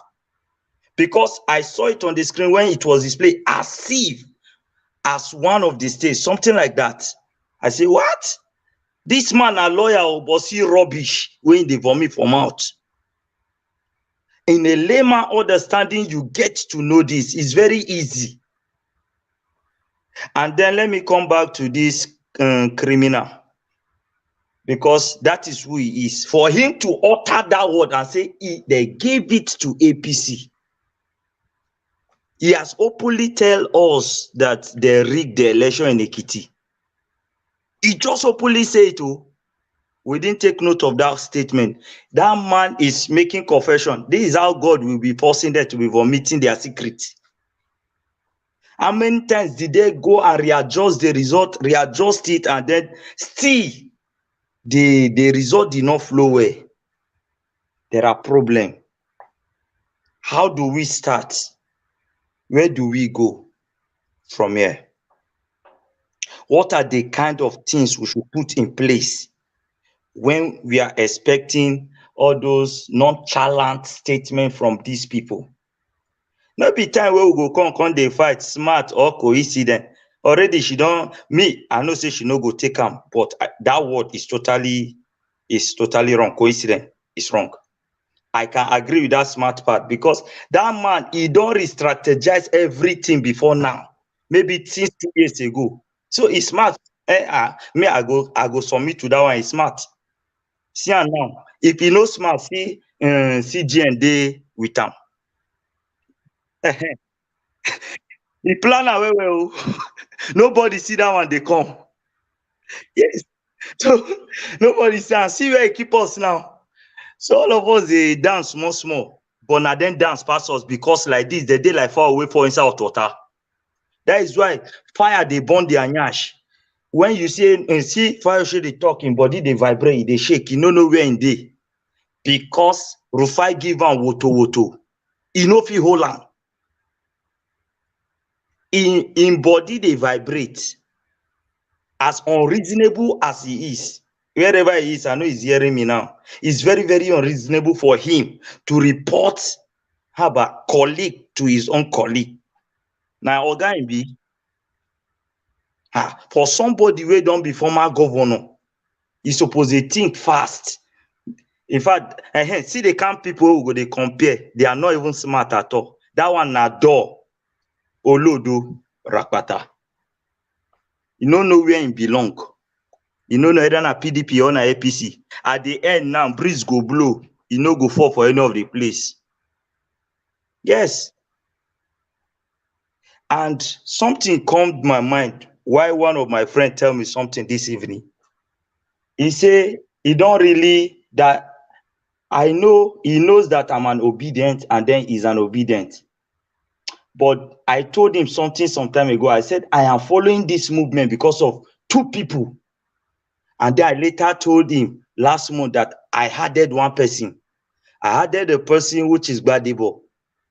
And the first two people is Ahmed Dati Baba and then PeterObi. You see, I follow these people because I loved I have stayed in Kaduna for like 26 years. So I know what I'm saying very well. I love their pattern. If Mr. President PeterObi, by the special grace of God, leave the country to go and do business on how we will grow in our nation, we have somebody that can replace him well, that can be speaking while he's away. The person of Dati Ahmed Baba. Look at the way he's speaking yesterday. So I said this and then he threw something to me. The guy said something to me this evening. And this is a statement. I don't come here for anybody to criticize me, but let me say it. He said Labour Party won in Abia. Why the man was making a statement, he did not acknowledge Mr. PeterObi. Mr. PeterObi called him and congratulated him. After some hours, he went to his Twitter and delete everything he tweet about PeterObi. That he senses something, and that word brings me to what Omoye said the other time, that these people can be corrupted by those other parties. If we did not have strong people there, somebody like Mr. PeterObi. So I don't know how true it is. And then I told him, Ogami, I know if you go check their tweets now. My own, I know say I get person they follow. And the two of them now still they follow. Whether they agree or they no agree. I know say God don't give them president, they go become president. So please, let's take a look at what these two people are doing abroad. What are the way forward? What should we do for them not to break us? You know, this is the question that struck Fayose is not expecting it to come from that angle. All right. And then the reason why you see this man, how did they call him? Keyamo is reacting and boiling like that. He's not expecting Baba Ahmed Dati to come from that angle as well. So we are the one giving them the unexpected, and then we are setting fire under their anus. They cannot breathe well anymore. But as the street pastor where I be, I want decree this night, as Mama Echo used talk, that chair where that man sit down, now there go sit down, where you no go breathe again. Amen. Amen. Thank you. Because we need people like that to go out of the surface of the earth, not even out of Nigeria alone, out of the surface of this earth. If not, they will corrupt others. Thank you. Let me drop here. Thank you. Thank you so much, my people. Let me take a quick break. There's a response on this that says, Atiku Tinubu currently design has destroyed your bullion van plan. So the question is it because of the bullion van plan that Tinubu was saying all what he said yesterday? And tell us about, let's talk more about how bullion vans were entering somebody's house on election day in 2019. Because you see, we've not gotten to the end of that bullion van matter. If you correct me if I'm wrong, I'm not sure that there are polling units inside bullion van. What was money needed for an election day? Was it for vote buying? And until today, we've not heard the last of that bullion van matter. And they've also raised it now. What is this bullion van plan that the PDP campaign is saying? And what really happened? What was those bullion vans for? Did they just stroll to visit? Or what really happened with those bullion vans in the last election? Because there were pictures and videos there. On the other question of the bullion van or no bullion van and all of that, I think that matter has been put to rest. There was no money in the bullion van. The bullion van that even came missed the address to have come there. Okay. It missed the address to have come there, and that was why the bullion van was... But why was bullion van moving on election day? No, but I just want to get this right. You said the bullion van missed its way to come into the place. Yes. But that place is not a known bank, or was it a bank? I just want to get to the root of it. There are some companies that have high staff that pay their staff with cash, right? That bullion van missed his way there. And it was not invited by Ashwaju or anybody. Concerning this bullion van issue, there was a story, if you guess you can go and read it, in the Cable in 2019, February 23rd, 2019, that talked about your presidential candidate actually owning up to it and saying, yeah, it is my, that have I worked in government before? Have I stolen anybody's money? No. That if a bullion, because I'm responding to the fact that you said that the bullion van missed road, which a lot of people look and say, how can a bullion van miss road like that? I don't know GPS or anything. So just to tackle the argument that you made that the bullion van missed road, he acknowledged it. He said, it's my money. I can do anything with it. And it's his money. So there's no scrutiny on him because it's his money. But the scrutiny is, it might be for vote buying. What do you say about that? Now, my response to you, which I had already done before, is that statement was made jokingly. Reporters met with him. I was there. I was standing not too far. Met with him, and there were a lot of accusations. If you know Ashwaju very well, he loved to crack jokes and crack people up most times. And he said that statement. Not that he owns it and all of that. We've seen pizza delivery van miss their road.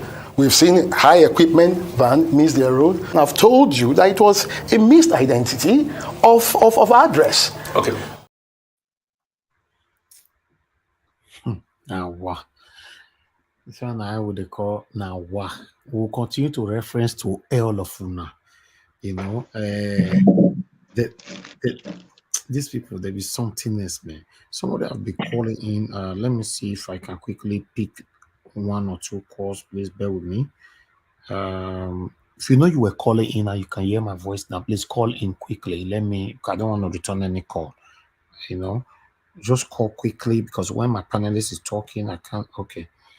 Hello. Yeah. Good morning to you. Your name and where you calling us from? Hi, God bless you. Thank you very much for receiving my call.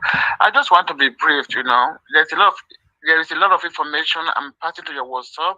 I don't know if you check those messages. They are authentic, and it has something to do with what is going on. You understand? Most of the thing that is happening is like most people don't really know the root of all these things. Now they said this man is sick. He go to his family. Where he went, they are his people. They are part of them. Somebody has been saying this thing, but nobody actually listening to what that person is saying. Now he run there. There was a time they asked him to come for an interview. He refused. The first person that went to London was him because they are part of APC group. The truth is bitter, but we have to say it out. But as a matter of fact, whether he likes it or not, if he like Kukuman just hang himself now, it's better. But let him return the certificate before he died. Moreover, for PeterObi is victory. Because the word of God said, weeping may endure for a night, but joy comes in the morning. Already the victory is coming. Like what this thing is going to play out. Actually, the military is going to come and take over this, take over for some time. But PeterObi will later come back and take his position. That is where it's going. Okay. And this Islamization they want to do, they want actually to do that. But we will not stand as far as the Spirit of God is taking control over all what is going on in Nigeria. But please check my messages, listen to them. Okay, now we are talking about the drug that happened in America. Of recent, the drug they found in Nigeria. What happened about 3 months ago? They said they put fire and burn it. Who owned it? It was found in Sulere. Since 2018, that drug house has been existing. The highest amount of cocaine they ever seized in Nigeria was just 3 months ago. I have it and I sent it to your WhatsApp. Listen to it. About 5 Yoruba were there. They were working there. So who owned it? They traced it to somebody that nobody mentioned. You know? Okay. So I mean, let's be realistic. I'll check it. Thank you. God bless you all. Yeah, and moreover, I will need to support you in any way I can. I don't know how to pass it. If you can just send me your way, I can just bless you. God bless you. Okay, I'll forward you our Naira account if that is okay. Okay then. Anyone. Thank you, madam. God bless you. Yeah, well, I'm in Canada, so I can just pass it over. Okay, thank you so much. Thank you. All right, I'll pick one more. Informations, yeah. Okay, I will. All right, thank you, Mr. Bennett Ogbede. You are calling back. You have 1 minute, sir. Talk to us. Hello, please off your gadget now. Yes. Sorry. I already turned it. Go ahead. You volume. have 1 minute. Yeah. Okay. I'm calling because people just try to overlook this thing of this Attorney General going to London to go and see what Attorney General of Nigeria. He's not Attorney General of APC or Attorney General of Tinubu.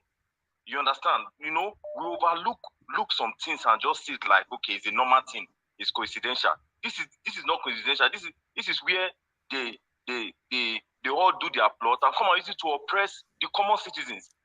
Let me refer people back. I don't know if you don't have time. You don't have time. We are working with time. Hold on. Please, 1 minute. There's this Attorney General in America during Obama's time, or maybe Bill Clinton. I cannot remember, but either Eric Holder or Loretta Lynch, one of them, during their time. There was this case that was going on. I was trying to go back and go to Google and and get my facts right, but it was one of both those two people. There was this case that was going on with the Fed. One of the time where you don't spend talking, since you don't pass 10 minutes, only All right. So one of them met one of these presidents at the terminal, at the terminal, just because there was a case that was going on within the Fed. At the end of the day, the American populace make sure, man, this thing just because the federal government and the okay, what are you saying? As at that time, as what I'm trying to say is that for the Attorney General of Nigeria to go to England as at this time, when they know that there is case going on between the FEB and the political party, is uncalled for. It doesn't make no sense. That is where they start their ringing, and it's not good. We shouldn't. We shouldn't support that. That is presidential. Or thank you, Bennett Ogbede. I beg, go sleep. Don't call back again. Go sleep. I beg. You don't late. Then I will be bad guy. Hello. Yeah. Good evening to you. Please talk. You to us. off the guy. Hello. I can hear you. Good evening. Talk to us. 1 minute. Yeah. Good evening, Mr. Nanja. Yeah, say all those people, all these this tape when you play now about Tulubu, this Bullion van. Anybody will watch and I just laugh with the laugh. Now the kind of Nigeria when we get, that person go just come national TV, just they talk anyhow. Say Bullion van they miss you. Now the kind of president when we want. One day person go just wake up tell us say Nigeria don't miss. Then we find and go another country. Say if we went to diaspora, if you just watch these people they talk nonsense, we go just they laugh. Exactly. They look all of us like say we not get sense. You don't look 2 million people just they talk rubbish. All those people, I wonder how those journalists they ask the question. Sometimes they look at, they wonder how Rufai how you take they look all those people, you could just know see that they lie. If not me, watch Nigeria, I go slap them. If not to resign, I go resign. You not go resign. I prison you go, my brother. No worry. My brother, I already, you better say I go. If I even read that, I go they laugh. Because sometimes person need to vest. You go just sit down. No. I wonder the kind of therapy all those our journalists they go. All right. Because I they quit the vest. Thank you, my brother. If you they quit the vest, you're not good for front line. Oh God. This is my laugh for ground here. All right. Okay, Victor, I beg talk to us. Mr. Najawa, God will bless you. Journalist with a slap person.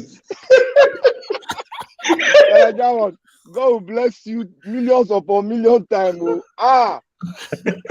See, Mr. Najawa, there are so many things that is happening that if you look at it in totality, but before I go on, I'll greet my panelists who refused me coming in. I'll thank you all of you. You did a good job for putting me at the backside. Thank you all for analyzing your things, analyzing everything the way you see it. See, and thank you, everyone, for even trying to investigate. Now, okay, let me. You don't do. May not let me laugh again. Mr. Cien, God will bless you. You know I'm laughing. Some of us in the diaspora, we come here to say some kind of things that make me laugh. I was just laughing when people were talking. I was just laughing. Keyamo, I will start with Keyamo. Keyamo, I know Keyamo very well when he was working with the great son of our time, Gani Fawemi, which I came all the way from Port Harcourt to give our Gani an award that was given to him by the Student Union government. I was privileged to do that. You see, this guy called Keyamo is a snitch. And you people are just going, how are they giving SAN in Nigeria? Before, what we know is that the amount of cases you have won in the Supreme Court. But now, they award you for being a good snitch at the back of a great man who has worked against these very people that are trying to take Nigeria down into their pocket. We are not seeing this thing. I've seen it. I laugh when he's talking. You see, this thing this Keyamo was doing, it was even done in America right here, where a lead counsel of a presidential candidate his law rope was taken from him in America because he was doing just simple thing, was lying when facts were on ground, and he's a lawyer. He was not even a senior lawyer, he's a lawyer and a former mayor of a great state, New York. He was derobed because he saw the fact and he was lying and partaking of the lie that they've said all along against the American state. So when you see what is happening in Nigeria, you will laugh. Many of us in the diaspora will know. If we are here to analyze things, let us analyze and give a way, a pathway.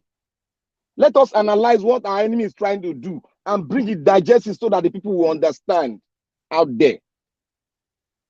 Not coming to investigate in a public forum. That is wrong. I grew up with officers, investigators. We are not here to investigate. We are analyzing for the public to understand what this draconian and shenanigans guys are doing to them. But they are partaking of this, their nefarious arrangement. People are calling that this man is smart, they are smart, they are smart. If you are smart, you are not caught. That's what I call smart. If you are smart and you are caught, you are not smart. You are just a regular thief. Anybody can be a thief. If I'm in a position of Jagaban, I would use my money to buy brains that would listen to me and they will do what I want them to do. That is not smartness. You are subjecting the people to suffering, poverty. That is not smartness. That is demonic approach towards your own state, your own country, which you sworn to protect, which you sworn to die for. What will a man do when he always takes from his own state? What will it benefit you when you take from your own state? And we come out here and talk on smartness. Mr. Naija, when you were starting this program, you were saying they did with us for even here. See, we have moved to a level that they've sent everything we are doing now in Nigeria is under the umbrella of tribalism. And tribalism war it never ends. It consumed even the intellectuals. It consumed those that you see that they are perfected in every way, that are called professors, that are called doctors. It consumed them. Do you know what is called Omuale? It's an equivalent of being called a bastard.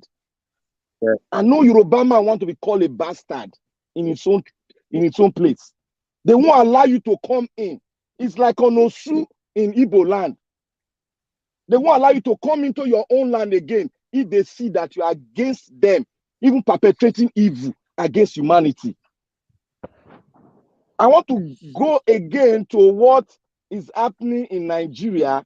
Nigeria is, if you think anybody that comes in from different place, if you think you can cajole, because sometimes people bring in topic that are irrelevant into what we are speaking about. That is wrong. This is a diversionary approach towards what we are talking. We are talking about Nigeria.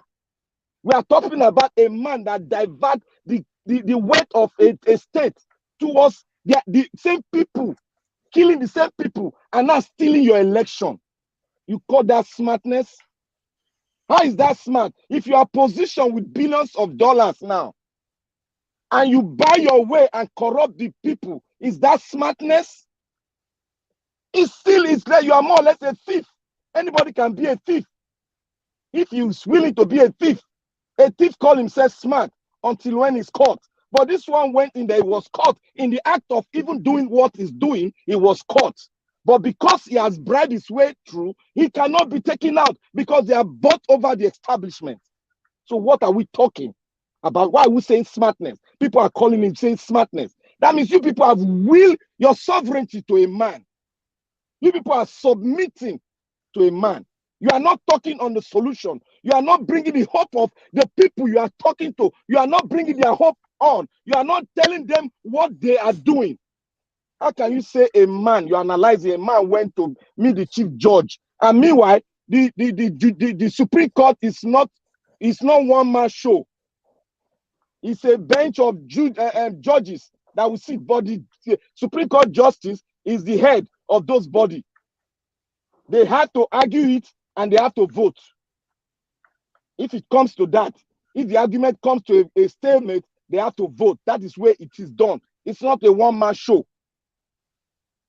But the Supreme Court justice has a very strong maneuvering power among the justice sitting on that bench. That is why he is going to recuse himself from this case. Because if he is found wanting, he's going to recuse himself. That is what we should be talking about. Don't divert our attention towards a man is being smart or not smart. That is not what we are here to talk about. Please. We all are smart. They will not be able to outsmart us because we know the trajectory they are playing. And people talking about Nigeria is going to be Islamized. God damn nothing. Nobody's going to Islamize you. That's the rhetoric of the North. Nobody's going to Islamize you. Nigeria is a lot of us have not even traveled around Nigeria. I could say Nigeria is a massive nation. Massive. If you look at Nigeria, Nigeria is a massive nation. So tell you that you want to Islamize 95 million Christians? How dare you talk like that? You want a civil war in the country? The North don't want civil war because they are making their money. Money talks and bullshit works. Sorry for my language. That is what they are after. They are after the money, and the money control the system. They don't. If they try to say they want to Islamize, that will lead to civil war. And the nation, the Western world, will never go with that rhetoric. They know about it. That's why they are sneaking into the IOC meeting all the time. Why do you think he's going to Saudi Arabia? People think he's going to do a lesser Hajj. He's going there to pay royalties to the Islam leader that are in IOC. That they are bringing in, that this is the next person that to be in charge. He's not the lesser Hajj. You people get this thing straight. Think straight. What they are doing. Every time you go for lesser Hajj, they are not going for any lesser Hajj. They are going to pray. They are going to pay homage to those in IOC. Don't send that to your email. Everybody should think straight. We should stop thinking about things that are irrelevant in this case. Don't tell us it's smart. Don't tell us it's a coincidence. Who tell you that it's a coincidence? The first time they said, and the INEC man went to his house, everybody play around it. Somebody came to tell us things and divert our attention. They are going to use diverting means to look. Nigeria, what they are watching you. They are watching this channel closely. We are leaking their secrets. We are opening the whole thing they are doing. We are thinking right. But don't let any one of us change the direction of this platform. Please, I beg you. Don't allow people to come and infuse something that will make us argue and divert our attention towards opening the cacao of these draconian monsters that we have in Nigeria. And mind you, if the Supreme Court decide to change the trajectory, you cannot avoid the military from not coming in. I don't know what you people are even damn. You cannot avoid the military from not coming in. Thank you. The constitution has been broken down. There is no rule of law in Nigeria. What are we talking about? Thank you. What are we scared of? Thank you. Your time is up. Thank you. Thank you very much. Thank you for your passionate submission. I appreciate you. Okay, let's move on now to give us our mandate. Give us our mandate, my brother. Are you still there or you don't sleep? Okay, he's not available right now. He does sleep. Okay, let's hear from Mother Rita. Mother Rita, you just joined us now. I'll give you 5 minutes. Okay, that's fine. Thank you very much, Mr. Victor. You know, I would not ascribe a very good word or an adjective like saying smart with the man at Bullion. He's not smart. He's just evil and just has the money to use people to perpetrate his evil thoughts. And when you talk about Islamization, I want to correct something. When people say, oh, they want to Islamize Nigeria, we're not telling everybody to wear the hijab or telling everyone forcefully that, you know, you must go to a mosque or you must build a mosque. No. Islamization means, you know, they are going to place predominantly Muslims in institutions that governs the country. That is the Islamization we're talking about. For example, the head of immigration, the head of customs, the CJN, chief of army staff, chief of air force, all those parastatals, all the ministries you have this even up to the CEOs of banks, predominantly Muslims. All the institutions that makes a country work, the people who are going to be placed there are predominantly going to be Muslims. That is the Islamization we're talking about. It's systematically done. It's smartly done. It's not in your face, but it's there. But when it comes to placing positions, then you will feel it. Then you will know if you want to go to the NDA or you want to register with the NDA. Sorry, Sister Rita, for me to interject. It has been there for a long time, please. Yes. We are just seeing it. Many people are just seeing it. What do you call quota system? It's Islamatization. Yes, you are there to wait for them to rule over you. After they've done it, they will not give you opportunity to take one person from out of it because they are less educated. Least educated. That is Islamatization in a format. It has been there for long. I think you are misconstruing me. I mean, we are going to a direction here. No, I'm with you. No, because what you're explaining, you didn't say it you didn't say it when you were expressing yourself earlier on. So you were talking about Islam. That's why I say Nigeria will revoke. Nigeria will revoke against it, and we are doing it now. That's what we are doing. Okay. Thank you. Can I have my time now? Thank you. So, they've been doing it for a lot. I just want to explain to people what Islamization actually means. If some people don't know, I just explained it. And that aside, I don't know, we talked about, I don't know, Festus Keyamo, I see him as an orangutan in human form. There's no other words to, describe him than just an orangutan. And, if you notice something, who are the the people, the part of Nigerians that they used to come to defend this evil, this manifestation that we see, they're mostly Southerners. Somebody's making noise in the background. Could you mute yourself? Thank you. It's unfortunate we have people like the fake Festus Keyamo, Bayo Onanuga. All these are Southern people from the South. They are the ones you see on TV every day. Even influencers, they are coming on TV every day supporting this evil. Haven't you guys noticed like the quietness of a Northerner coming to display this nonsense or support this nonsense going on? They are all quiet. It's very sad. It's unfortunate. It just shows that the South, they're not in tandem with each other. They're not in tandem with the aspirations of bringing Nigeria together. The Northerners are just laughing at us. That is the truth. When I mean the Northerners, the political elite, the people who are running the country the way it is now, they're just laughing because who do we see every day on TV? Are you seeing another person come on TV? In fact, the last person that was saying the Northern came was Gabashew, and I think he was just coming just to represent the president to spew crap to Nigerians. The rest would have been coming out and yapping garbage. It's the likes of Festus Keyamo. Tomorrow you will see Dino or Reno or Bayo Onanuga or Dele Alake. You will see all of them coming out tomorrow. Will you see somebody from the North come out? No. There's something that is obviously, that's just what I noticed. Today we saw Fayose. You see what I'm saying? In fact, the list is endless. Just take a note between this week and from the beginning of this week to the end. Just go to all these major media houses. Look at the people coming out to support this evil. And have you seen it? The Northern are just watching. They're just watching this show of display. According to Sir Alex, macabre dance. It's shameful. And then you now see someone like Fayose come out. It just tells you that this is the kind of criminal associates we have in the corridors of power, unfortunately. And what really hurts me most is the way Fayose made the death of people so frivolous, like it was nothing.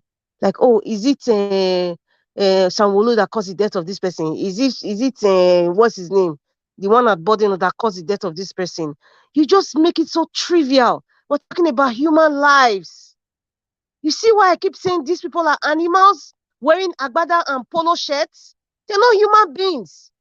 Because a human being will be very concerned when another human being dies at the expense of somebody's wicked and evil, dark ambition. I was reading an article today. During this last election that happened, do you know there was an Igbo man that had hypertension? Do you know he died because of what was happening?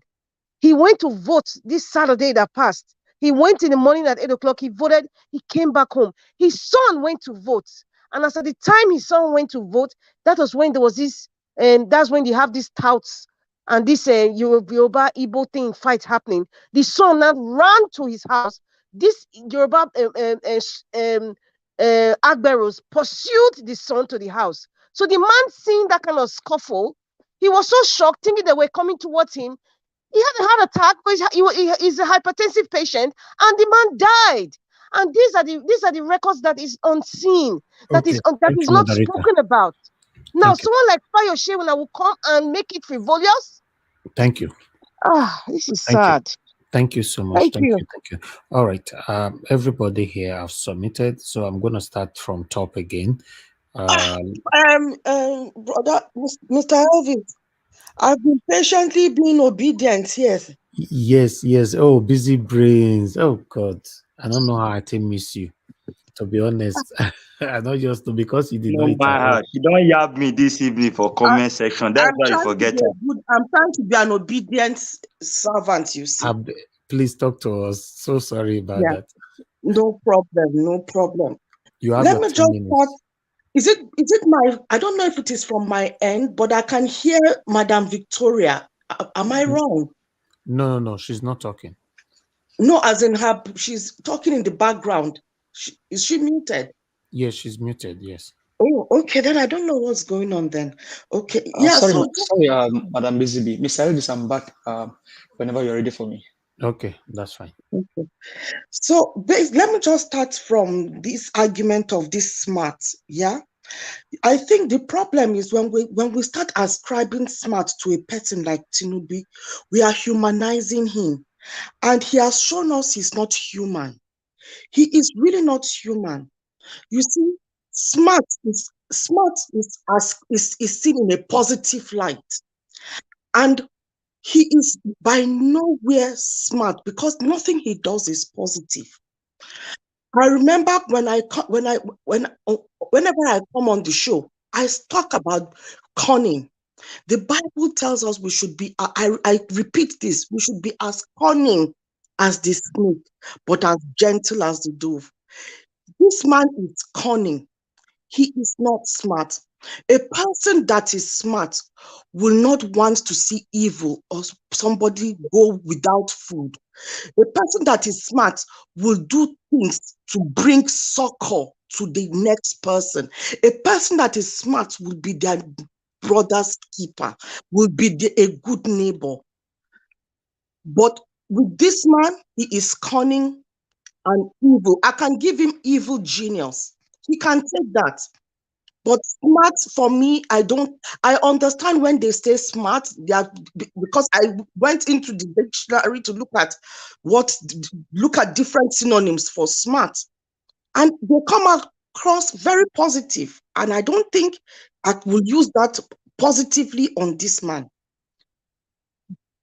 Now, with regard to Mr. Keyamo, you see, Keyamo, let me put it this way: for anybody that is on that APC ticket, they are attack dogs, they are Rottweilers, and that is why they come out the way they come out. It's the Agbero in them that cannot just go. It has to surface. To prescribe to be part of APC camp, Tinubu's camp, you must have the skill of Agberoism to be part of that camp. And that is what Fayose and Keyamo displayed today. And you have to be somebody who has no truth.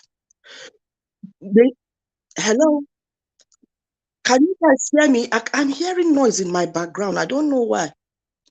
Yes, Mr. Elvin. Salam alaikum. Hello? Madam, the noise you are hearing is from your house, not from here at all. Okay. Yeah. But, okay, because I'm using my phone, so I don't know. Anyway. I believe it's from somewhere in your house. We need to do fasting and prayer to rebuke that noise now. Amen. No, because it's really disturbing my flow. You know? So the truth of the matter is, with these men, they have nothing about them is good. They will never see good and talk about it. You see, when Keyamo came on today, he ranted for how many minutes with the newscaster. But you can see that he is talking from pain. Obi and Dati has hit them where it hurts. But what they were bringing up, what he was talking about, he was just grasping at straws. He was not talking about the main thing that has hit them, that has got them in the jugular, because it is going to destabilize their antiques. So that is why he has come out. He didn't talk about the drugs. Did he talk about it? Did he categorically, did he defend it? Or maybe I missed it, Mr. Elvis. Did he defend that drug allegation? That is one of the biggest one that our principal put forward.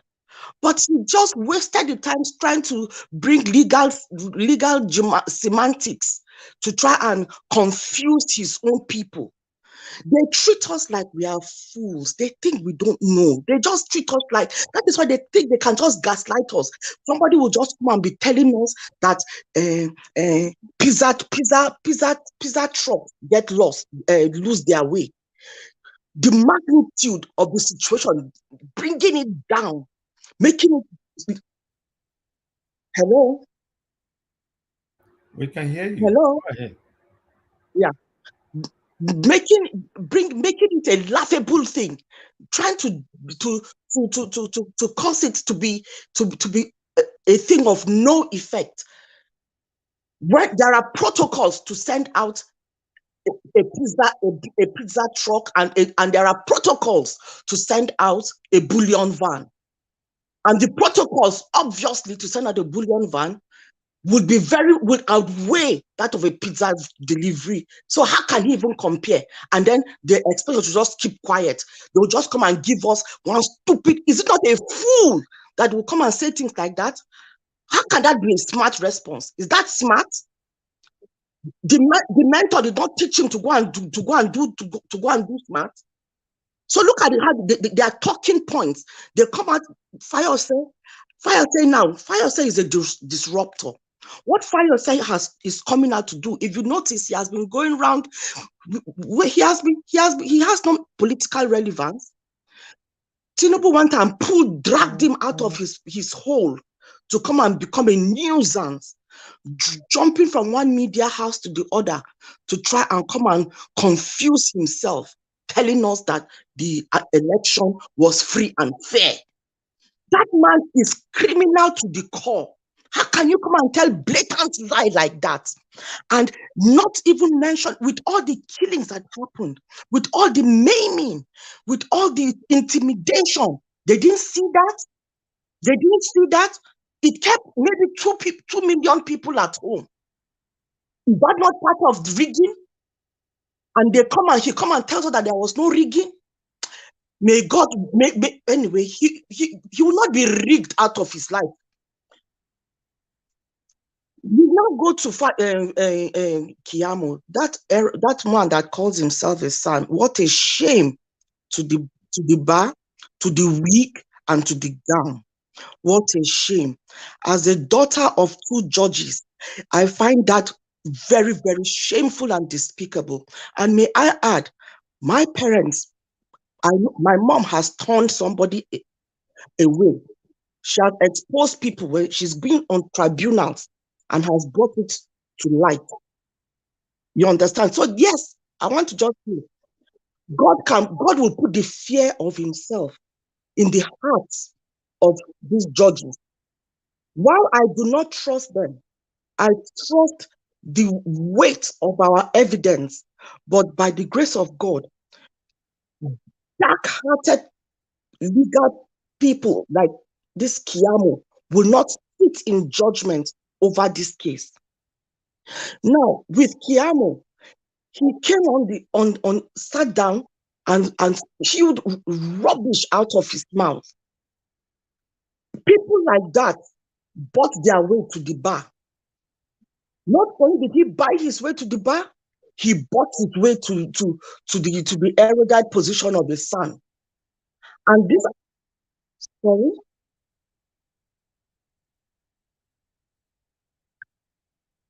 Hello?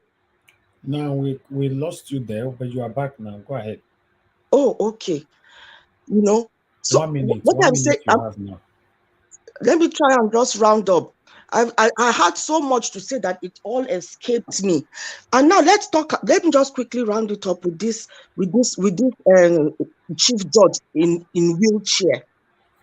There is nothing, these people are not sitting down. Fayose came and told us already that Tinubu is going to fight it. And that is how he's planning on fighting it, by corrupting all the judges if possible. So he's put this judge to come in a wheelchair so that they can strategize how they can position and defend and kill the matter. But God has begun the exposition. It is not just that. We will now hear and see videos of their plans. It will come out and their plans will be scuttled in Jesus' name. Anyway, I rest my case. Thank you. Thank you, Busy Brains. Thank you very much for your patience earlier on. I really do appreciate. And thanks for your submission as well. In fact, you really wait for so long. I like that. Thank you. All right. We have Tony Africa before we do another pass around. Tony Africa just joined us now. Tony Africa, I'll give you 5 minutes. Thank you. Really, Tony Africa? Yeah, man. Tony, yes. No, At this Tony, time of the night, I was surprised, sir. May the God Tony of our ancestors Wahala. continue to bless you. Tony Yeah, Wahala. give no, us our number. Come back to you. Let Tony talk. Let Tony talk, okay? Let me talk. So, I said, I just came out from work. I said, okay, let me just play by your video and like it because I always do my best to like all your programs. So, but I was surprised. I was astonished. I was so astonished to see that you are, that you are alive. Then I tried to cross-check. I see that, not premiere. I said, that is live. I said, my God. Then I tried to call in, I said, let me just come in. So, may the gods of our ancestors, all those gods of Via River, Okwahe River, Ogedekpe River, we know what I'm saying, Ogedekpe and OBMA, they will bless you. And you'll be our governor. Even as an independent candidate, you are going to be our governor because you are proving beyond any reasonable doubt that you are capable. You have human feelings. Thank you very much, sir. So that's it. So then the next one now. Let me talk to my sister. Today I call her my sister. She know already, Madam Rita. So Islamization is not what you are trying to paint to the people. Islamization is that when you are coming back from Canada, make you get your ukuba, double ukuba ready. Scarf, where they'll take cover your face from Murtala Mohammed Airport. So what the other guy was saying is correct. We thought it was a water bill, so that you can't get access to your water, and that is what we call Islamization. Okay, where the quota system, which the other guy added to it, which they have been using, upon us, is also part of the Islamization. It is, it's not what you are painting. You are trying to paint to block people's error, on this platform. That is like the people are coming for you. They are occupying your bushes. They are raping our people and killing our people. So that's what Islamization is all about. So that's what they are going to Saudi Arabia to negotiate for. Okay. So anyway, that's what I just want to attend to this night. So let me let you guys continue, sir. Thank you, Tony. I don't understand. They use river, they bless all of us. Tony Wahala. We dey call her for Edo, easy guy. Tony Wahala. I beg. Tony Wahala. Make I listen to my brother. My uncle, my father's last brother, he named me Abogidi. Okay, Abogidi. Abogidi. Thank you. My ear for you. Mr. T, talk to us now. Thanks for your patience, my brother. Well, I don't understand that part of the God of the rivers. I only understand one God, so that is Jesus Christ. But all the same, we'll go past that level. Thank you. I can't believe that you're still awake, Mr. Ninja Watch. You know the sleep. You know the sleep. So was it Madam Busy Brain that say when you see Ninja Watch, just pass waka, they say at the go house. You go contribute your quota. That I think I between Tony Kondo for you with that. I don't tell you now. Say this channel don't become a side TV for us. As you work, they listen to TV, they make contributions. So, but let's go past. Waiting surprised me past. We see, CM no great sleep. I don't know, CM, why you never sleep by now? Listen, you see they read that Obi's petition. Say me go sleep. It is not doctor. It is not doctor for ordinary. No be ordinary doctor. If you get question why I want pose, I never answer them. That anybody, Mr. T answer for us. Anybody where don't to talk about Tinubu, see the question. If you allow Tinubu with all this drug wahala to become president, is there any need why we go get National Drug Law Enforcement Agency in Nigeria? They should just scrap it is now. there any need? They should scrap it. Huh? They should just scrap it. You see? Yes, because person go tell you, say, why you arrest me? After all, the president in this thing, now teach me. Now question you had no answer. Maybe Mr. T answer for us. Mr. T answer. Okay, there's no need for that because ordinarily, if somebody could just carry cocaine enter Nigeria, if NDLE harass them, we say, Okay, let me call Asorok. Whatever Asorok say, we can decide. And there won't be any need to build that NDLA barracks. That's, I think they're trying to build a barracks for them. There won't be any need to build that, to go ahead and continue with that barracks, because the president himself now drug dealer and drug baron. So, but you know,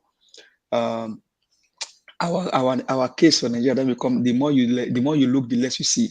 But that trajectory is going to turn around by God's grace. As PeterObi becomes the president, things will change. Somebody sent me a voice note. I am not sure how true that is. I will leave a comment in the private section for us in the private to read it.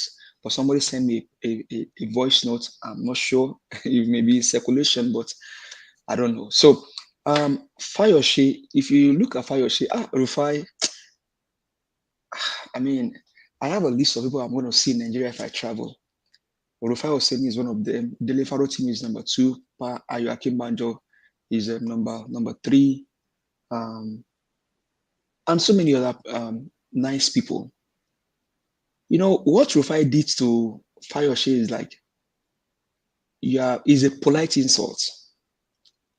Fayose almost like, he was almost going to shed tears. And you can hear him say, you better take away this interview than for me to continue in this situation if you're going to attack on my personality. But what Fayose did not understand is that this is what politics turn people into. Because now, he has now become a laughing stock in the whole nation. People may think that money will not finish. Money will finish someday. The amount of wealth or whatever position you amass yourself is going to fly off one day. And that's the position where Fayose is now. Fayose is one of those people that enter into politics. I mean, when this whole thing happened, 1999, then going further, he was one of those that entered into politics at younger age in Nigeria that people should be looking up to. But he rubbished himself. Fayose was picked from Ibadan now. I think he was in Ibadan Poly. He joined, and then all of a sudden, he soiled his hand. Fayose now became someone. He becomes somebody that we now have to forge or disguise that he had accidents and is on a motorbike. That is how desperate these people are. And I'm not surprised that PDP already, I think they suspended him. PDP suspended him. And I think PDP listened to the voice of Rufai and then Abati, because Abati told him that your party may suspend you or ask you to leave because of your anti-party activity. You see how wicked people can be. The whole nation is crying. And like Mr. Ale said, which I allude to, because you are now a Yoruba man, you now have to give the vote of your state, which I believe they rigged, to a drug baron. And I keep saying it, we see 2 bad oranges and we see 1 good one. And we say, no, we can manage this bad one. Out of this bad one, we can manage one of them. And that's like comparing Tinubu and Atiku. Because they are the bad oranges. And so what keeps surprising me about PeterObi is that PeterObi came on national TV and he said it on national TV. He said, go to every part of the nation and ask any police officer, ask them that has PeterObi ever given you money to suppress votes for him or to canvass for vote for him? And nobody has been able to come out in the whole of Nigeria. Nobody. Please, can you mute yourself, please? Nobody has been able to come out and say, oh, PeterObi sent me to go and do this. Nobody. And so when the SDP presidential candidate was speaking that PeterObi himself rigged, I was asking, if you have an evidence that PeterObi rigged, go and bring it out. And PeterObi came on national TV and said, if you see anywhere or anybody told you or asked or tell you that I said, canvass for vote for me, I will probably leave this race. And nobody has ever been able to come out. So Ayo Fayose is a disgrace. That's another disgrace to Omoluabi. We have Ayo Fayose, we have Dele Alake, we have Bayo, we have Sanwo-Olu. These are the people I'm mentioning now. They are the Omale of Yoruba land. And Omale means bastard. They don't represent us. They do not represent us in any form. And so when Mr. Alex was speaking that if you give a Yoruba man a wedu, not all Yoruba men, no, not all. Some can do it, someone like Fayose, and I think that Fayose is already canvassing to be a minister or get something during, if eventually they inaugurate Tinubu in their dream, because it will not come to pass in Nigeria. Their wishes and their dream cannot come to pass in Nigeria. So he's trying to come to canvass to be somebody, to be one of the people that will be elected into the cabinet, which is not going to get there. But why do you have to do that? People are dying. People are suffering. You are one of those that say Obi is the hero of this election. So what has changed? I honestly, I wish he was able to, he could share tears today, but you can feel his voice. He was shocked, like his voice was already, he was like somebody that they flogged. So, but that's for Fayose. Now, for Festus Keyamo, this is a guy that personally, I met him one-on-one on Onikpan, where they used to have their office in Lagos then, when I was in Lagos State Polytechnic. We used to have crises in Lagos State Polytechnics where they would come and shut down our campus, and then we needed somebody that will serve as a lawyer. So we went to Festus Keyamo's office along that Ilupeju Road. That was when Festus Keyamo was on the side of the people. This guy helped us for free. That was when Festus was telling Nigerians that Tinubu is a drug lord and he forged certificates. That was when Festus was under Gani Faweyimi. But what has changed? Money has changed hand. And so you now begin to realize that APC, Egbekegbe, is a party of the people in the cause. Once they join APC, they lost their mind. They don't care about people. They become wicked people. Like they don't have pain for the people. And that's what Festus is portraying. Shehu asked him, you said there is flaw in the election. He said, I think that it's not the sickness of the. Everybody knows that the election was flawed with irregularities. What are you trying to cover? What are you trying to cover? Festus, Keyamo, what are you trying to cover? Even INEC, Mahmoud said it, that the election was flawed, was marred with irregularities, and you're trying to cover it. And so I wonder how these people relate to their children at home. Do they know that their children goes to school and they have people in their class that will tell them, we saw your dad on TV yesterday telling lies? Because obviously that's what he's just doing. Just go from one TV station to another to go and tell lies. And so to Fayose again, Arise TV is not against Wike. It was what Wike did that Arise TV is talking about. They don't speak propaganda against Wike. Wike is the wicked man. Wike is the one that stole Obi's votes in Rivers State and gave to Tinubu. Wike was the one that allegedly even killed people during the election in Rivers State because he wanted to give Tinubu's PeterObi's vote. So Fayose, get this and get it well. Arise TV is not against Wike. Wike is only a man that has sold out his conscience. Wike told people that, at this point in time, I'll come and tell Nigerians who I'm supporting. But he could not come and say it. So Arise TV should just keep quiet. They won't keep quiet. They said we've been waiting for Wike to come and tell us who is supporting. He hasn't come out. So they are not castigating Wike. It was what Wike did that made Arise TV to speak. So get your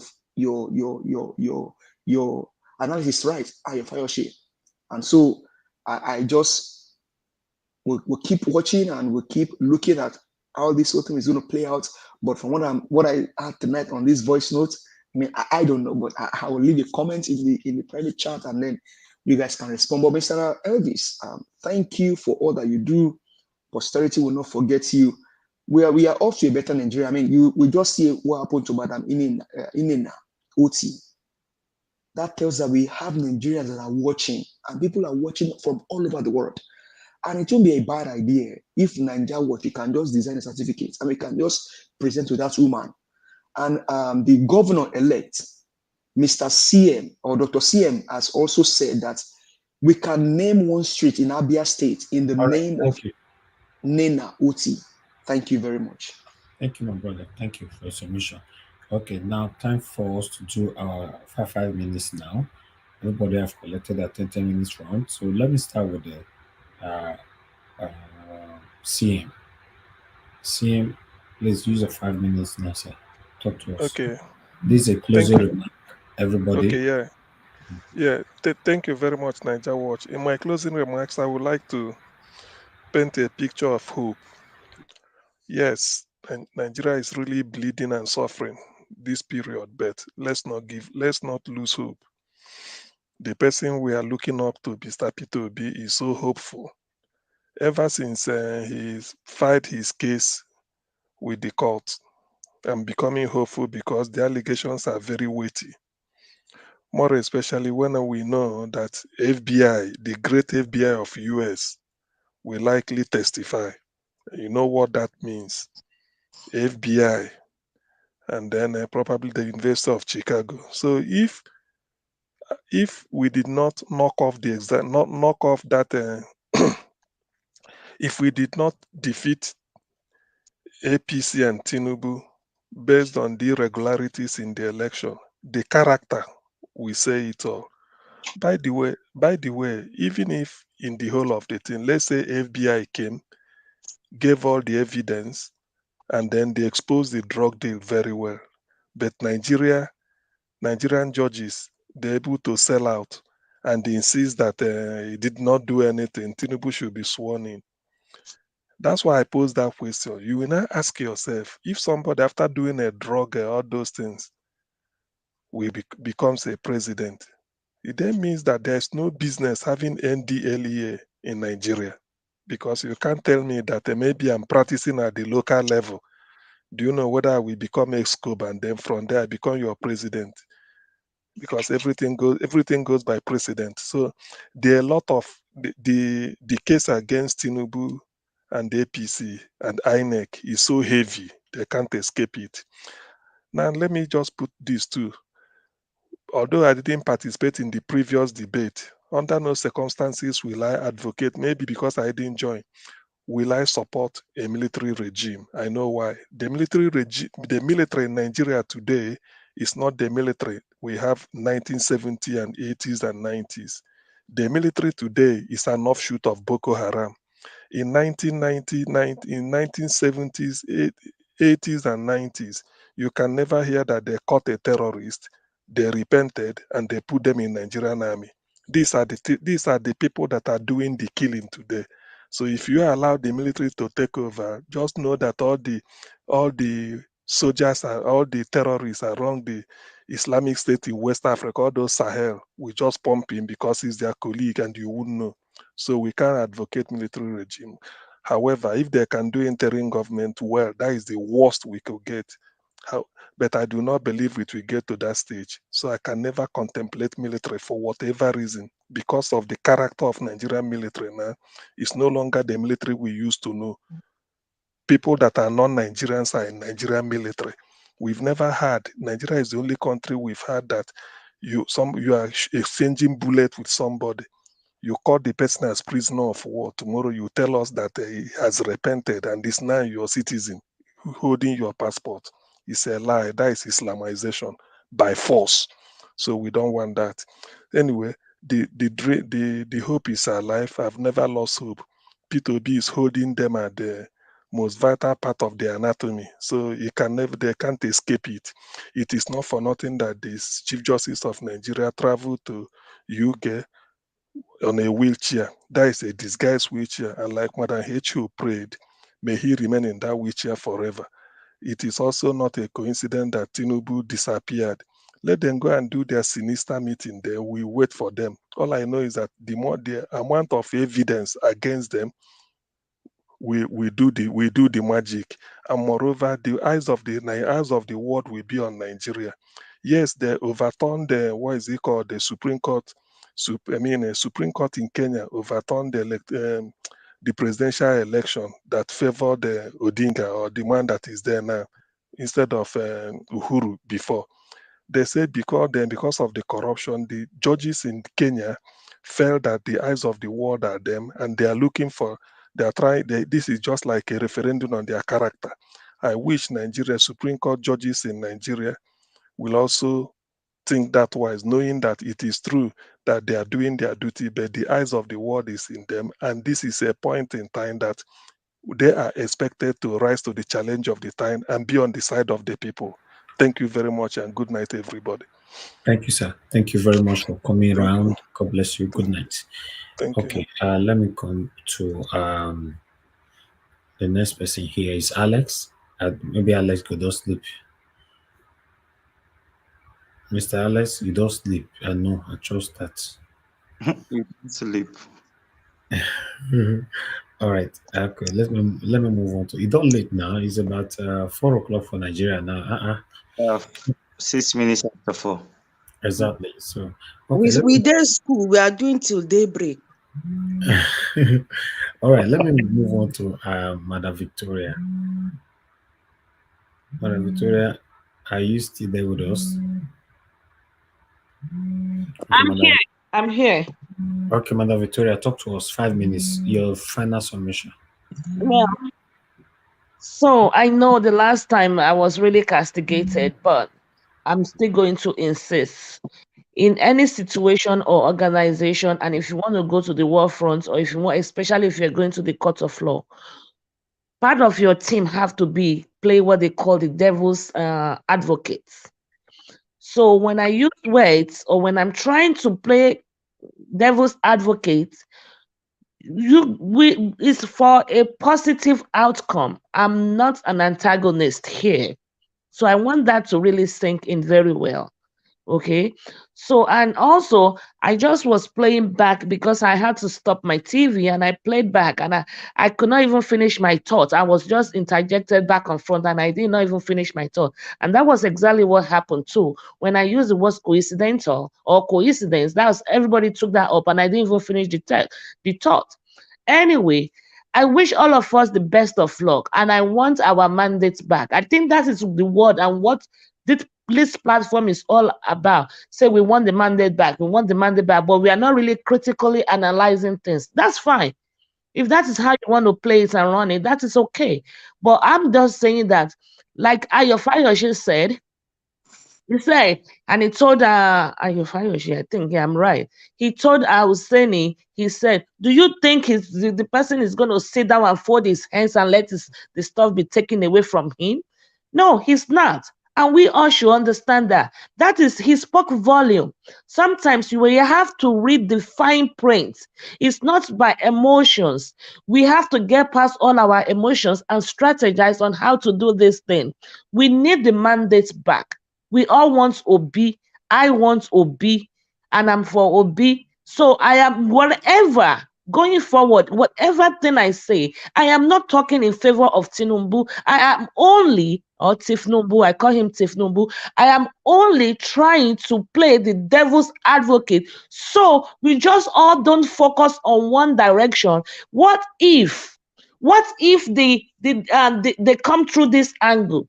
What if you go prepared to the battlefront? You go prepared to the front of the judge, so that what if they come and they want to use this angle as their area of defense? You would have come prepared for it.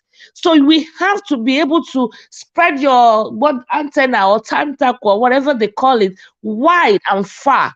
Not just, oh, we want our mandate back, whichever way how. No. What if they come this way? What if they want to use this line as their line of defense? Then you prepare for that. That is how you win a case. Because you know what? Everybody is innocent until proven guilty. Yes, we all know it's stolen, but that is not what in the court of law, that is not how it is. They can be singing white, and a lawyer will prove that it's black, And at the end of the day, he will win the case. Something happened.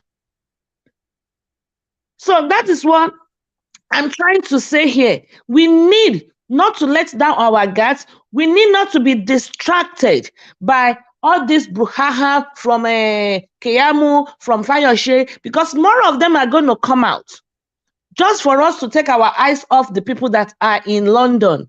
And I said it first. I said going to London is not for medical reasons. It's to go there and strategize. I said it first. So you guys can attack me. Next time I will wear my bulletproof. But because I listened to what everybody said, I played it back and I listened. And you all got it wrong. Very few got what I'm saying. Very, very, very few. And maybe smartness is relative. My dear, for someone to carry a gun and go and rob the bank, it is not my mind. It's not pure water. It takes a lot of strategic move. I rest my case. Thank you very much, madam. I appreciate you. Thanks for your time. I would like us to hear from the next person here, which is Victor. Victor, please use your 5 minutes now. Thank you. Thank you, Mr. Niger Watch. Thank you for everything you are doing. Thank you for giving us this platform. Once again, we all should know that we are analysts. We are analyzing everything, and we should be mindful of saying things that is out of this platform or out of even the trajectory they are playing. Talking about smartness, talking about this, nothing like that. Look, I can be a thief if I want to be a thief. You can be a farmer if you want to be a farmer. You will think before you go to farm. It's just like you will think before you go and steal. You will plan. Is it easy for you to go to a farm and plow the land and plant and do everything? You need your sense intact. Likewise, if you go and steal, you need your sense intact. You have to plan. This is all about planning. It's not intelligent, it's planning. Simple as ABC. When you have money, you can put people in place, draw a map, people will bring ideas, and you do it. Abiola did it, but at the long run, he failed. We should be, our rhetoric concerning some kind of words, when you talk in public to your own principle, should be minimized. You should know how to put it forward. Plain as simple. And I want to say, Fayose, I was in Ekiti State because that's where I served. We are the second NYC that served in Ekiti State. I know Fayose very well, but Fayose has let loose the guard he had before. He has decided to dine with the devil, and anybody that dine with the devil in Nigeria is going to play the advocate of a tribalist, and that is what is going on now. Every man that is a Yoruba or from the south, they want to play the game of tribalists. I will not say the south, the Yoruba, they want to play the game of tribalists. I'm not offending, I'm not trying to offend anybody, but this is what I am seeing.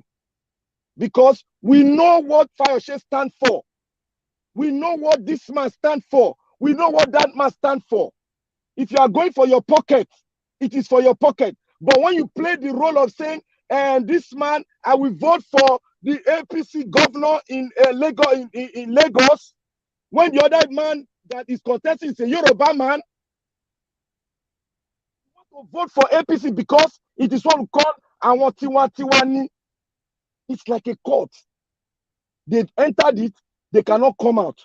Despite all the things they want to do, concern, they want to take, get positions, it is still a tribal game. That is why you see all the killing. That is why you see people against Igbos. This rhetoric will go on and on because they want to take the Igbo to a level where they will not have a voice anymore. We should be straight about this issue. This issue is very big. Tribal war is very big and massive. You need to start healing a long time, for 10 or 15 years even. But we've not done it. We are continuing with the rhetoric. And we are here talking about smartness. These people, they are going to Supreme Court. They are going to do what they want to do. I pray The Supreme Court does not go the way around and said, oh, this man has won the election because he has fulfilled all the constitutional. I pray they don't say that word, because he has not fulfilled the constitutional, what the constitution say about the election, he has not fulfilled it. I pray they don't go, because they go, only God will save us. All these people talking about, oh, we don't want military, they will come in. If they will come in, because people will craze for street. All God will be let loose. All the tiger will be let loose. Killing will continue in a large format. What we are running from will happen. I want to remind every one of us, do you know that this thing can lead to a civil war that happened in Congo? Do you people know that this thing we are talking like as if it's a child's play? It can lead to a civil war, a tribal civil war that people will die like ants. But we are here praising a man, saying the man is smart, is this, is that, this is a coincidence. All those, you people don't know the big things about this thing. Thank you, Mr. Nigerian, and God bless all the Nigerians that have stood their ground without not shaking and selling their conscience to the devil. Thank you. Thank you all. Thank you so much. See, I give you enough time. Okay. George, can I come in now? Okay. You be don't sleep now. Why? Who wake you up now? No, I wasn't sleeping. I wasn't with the phone. Good day, good day, everybody. Good day, everybody. Yes. Okay. Please hold on. We'll come back to you. Just hold on, sir. You know. Should I continue? Yes, go ahead. 5 minutes. Thank you. Okay, for me, a smart person is somebody that discovers cure for disease and save lives. A smart person is somebody that goes to the highway to rescue accident victims, even when the ambulance is not available. A smart person is somebody who can tell you, go and verify about my past. You will see that I served humanity. So a smart person is somebody who thinks about climate change. A smart person is somebody who can build hospital in his land that he himself can use when he's not feeling fine. A place he claimed to have built. So for me, children are listening to us on this platform, so we should not misunderstand things. So I don't consider a criminal somebody who supports the invadist ideology of the Fulani jihadists, who support the raping, the killing of Deborah, somebody who did not make any live video to condemn it. That's not smart.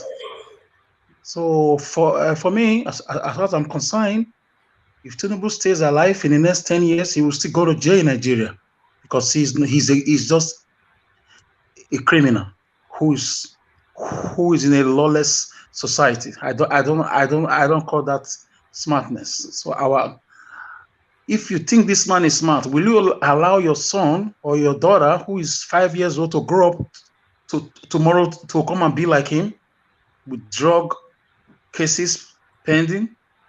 He bought his way out from US with over $460,000 to close a case, and the case is still pending somehow. So for me, I don't call that smartness. Smart people are working in tech. They are working in the tech field using computers to solve people's problems. So we should not misunderstand things.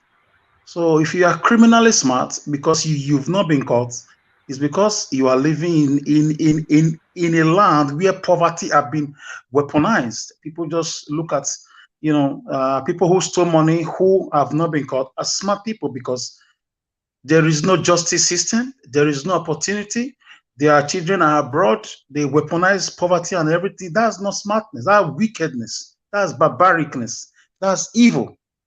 You give people weapons to go and steal ballot boxes. Is that what you call smartness?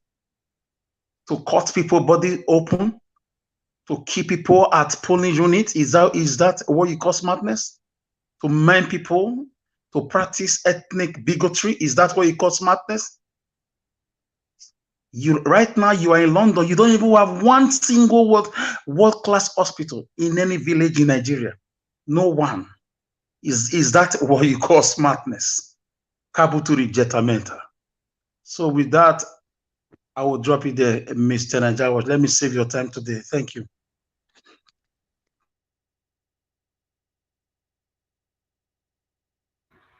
Thank you, Mr. Alex, for your submission. Okay, let me move on now to I'll come to Mr. War Against Impunity. Your name is scary, though, but talk to us. Good evening to you. That's the good evening, sir. Good evening. Where are you joining us from? Maryland, sir. Okay, talk to us. But your line is not very clear, though. You can hear me right now? Yeah, go ahead. Yes, good evening. Good evening, people. Good morning, good afternoon, good evening to everyone listening to me. I hope my voice finds you in peace. Mr. Mr. Najawa, you see how Fayose they breathe, bruh. He's gulping for air, bro. I felt like praying for him. I'm like, hey man, Rufai, be careful. You almost sent that man to an early grave. The way he was panting for air. But let me move on to what's it called? He mentioned something, the radical Fulani Islamic agenda going on in our country. You see, the reason why they won't talk when those guys are murdering people, going everywhere and slashing people, is because they don't want to upset their base in the north. So they'll let them get away with anything. You feel me? Let them get away with anything. The stuff that happened in Lagos, I hate to say it, but it has laid the foundation. It has laid the foundation, all right, of a civil ethnic conflict in Nigeria. I can promise you that. I can undoubtedly promise you that, because in what happened during the election, you made people that have been living in harmony for years see that when push comes to shove, that their neighbor might give them up. The fear of the other. I'm telling you, the people of the Southeast extraction right now in Lagos who feel that they are being what's called, they are being mocked. Like, it's not a joke. You can't do that to people and point them out to thugs to assault.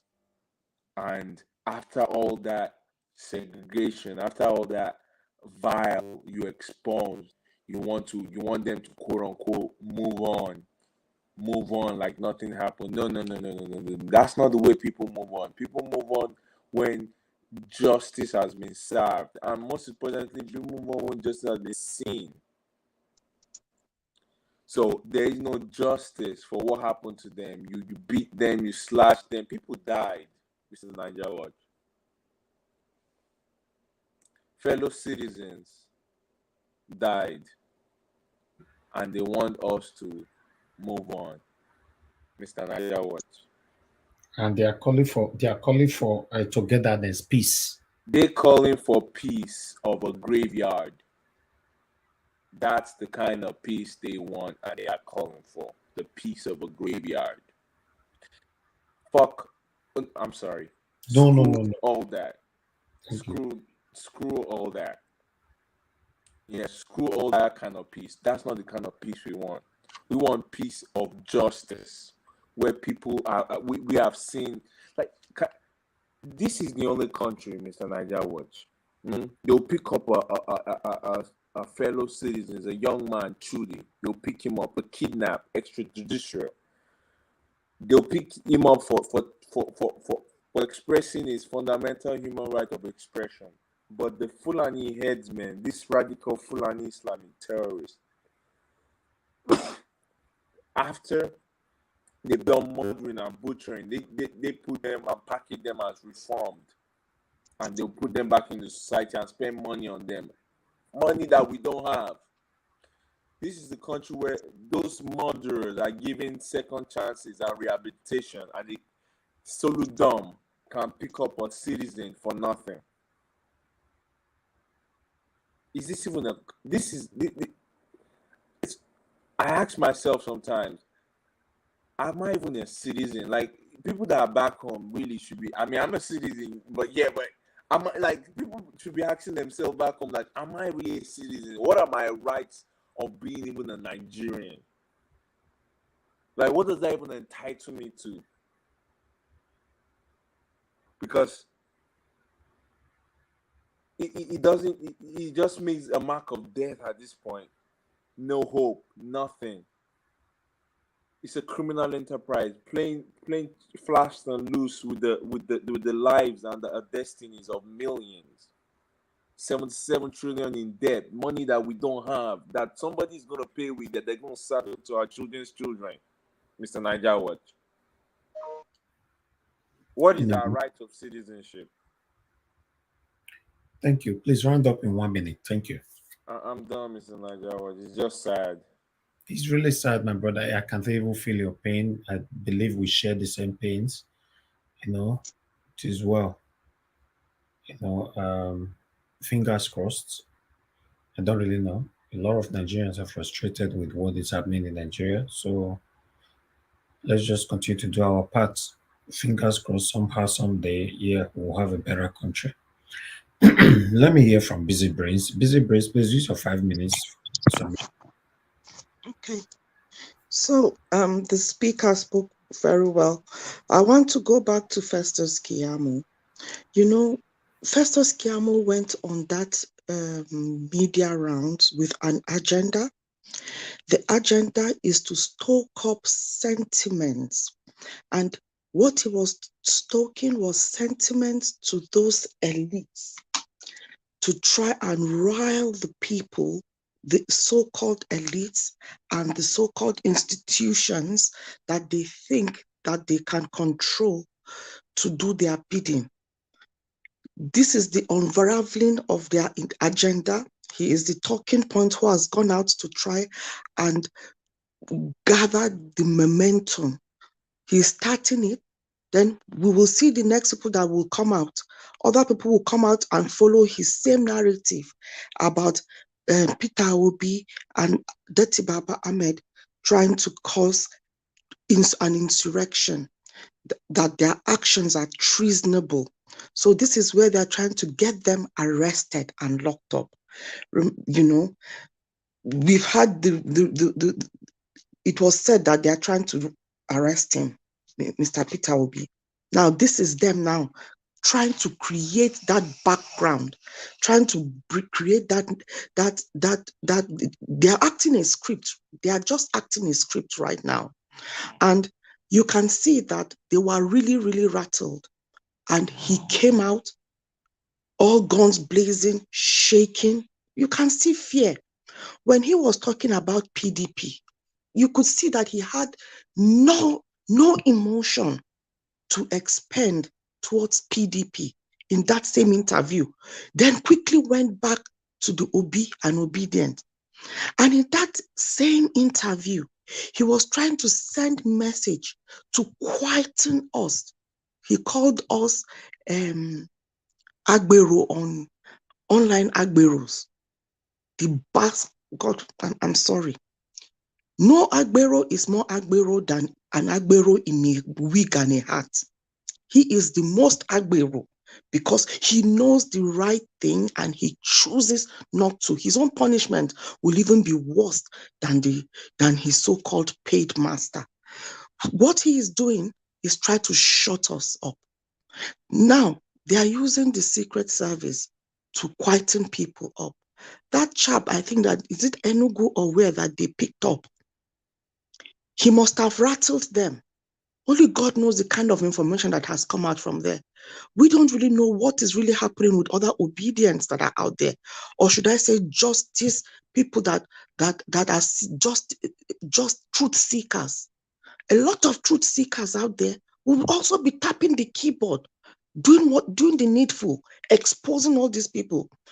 Do you know, maybe it was somebody that had tapped that so-called judge's itinerary, tapped into their system and was able to bring out the fact that he's coming to London? So all these things, I think we are just seeing the tip of the iceberg. Like I said, one of the days that I called, we should get our popcorn.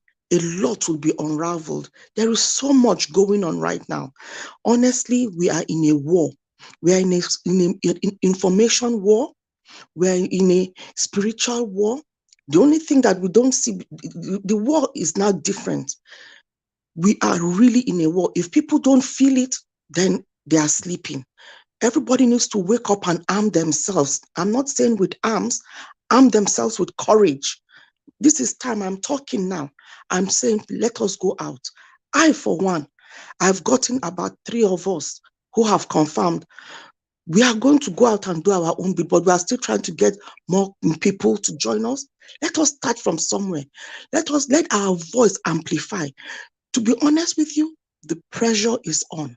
They are feeling the pressure, the resistance. You can feel the resistance. You can feel the resistance. There's this silent resistance that is strong, and they can feel the will of the people ganging up against them. And that is what Fayose and this Agbero-san came to show, came to try and push back. It is just a pushback they are trying to do, but it is not going to.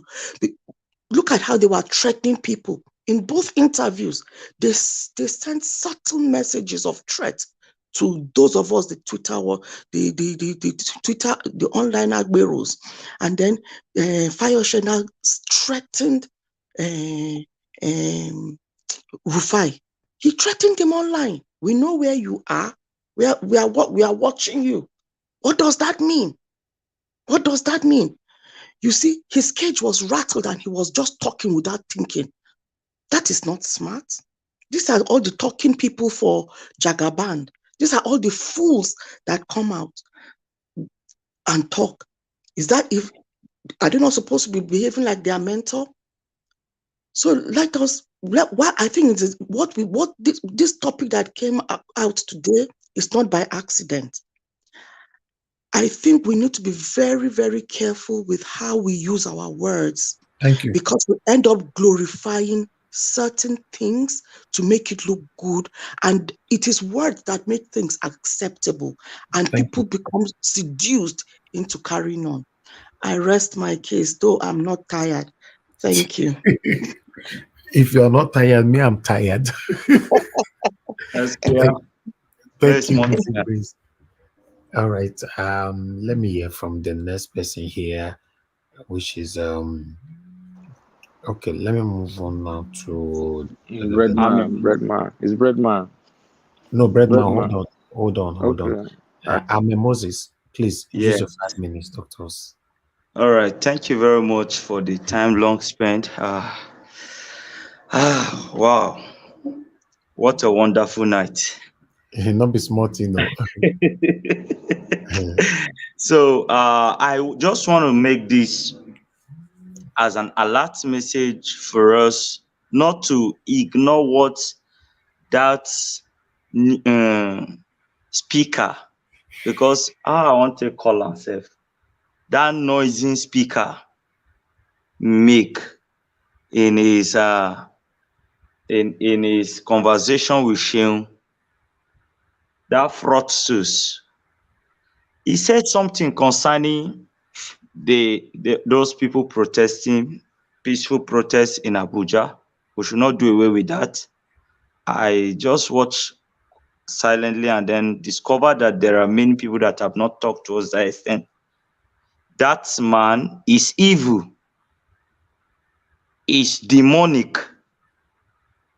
If there are any other words we can use to classify Keyamo, that is who he is.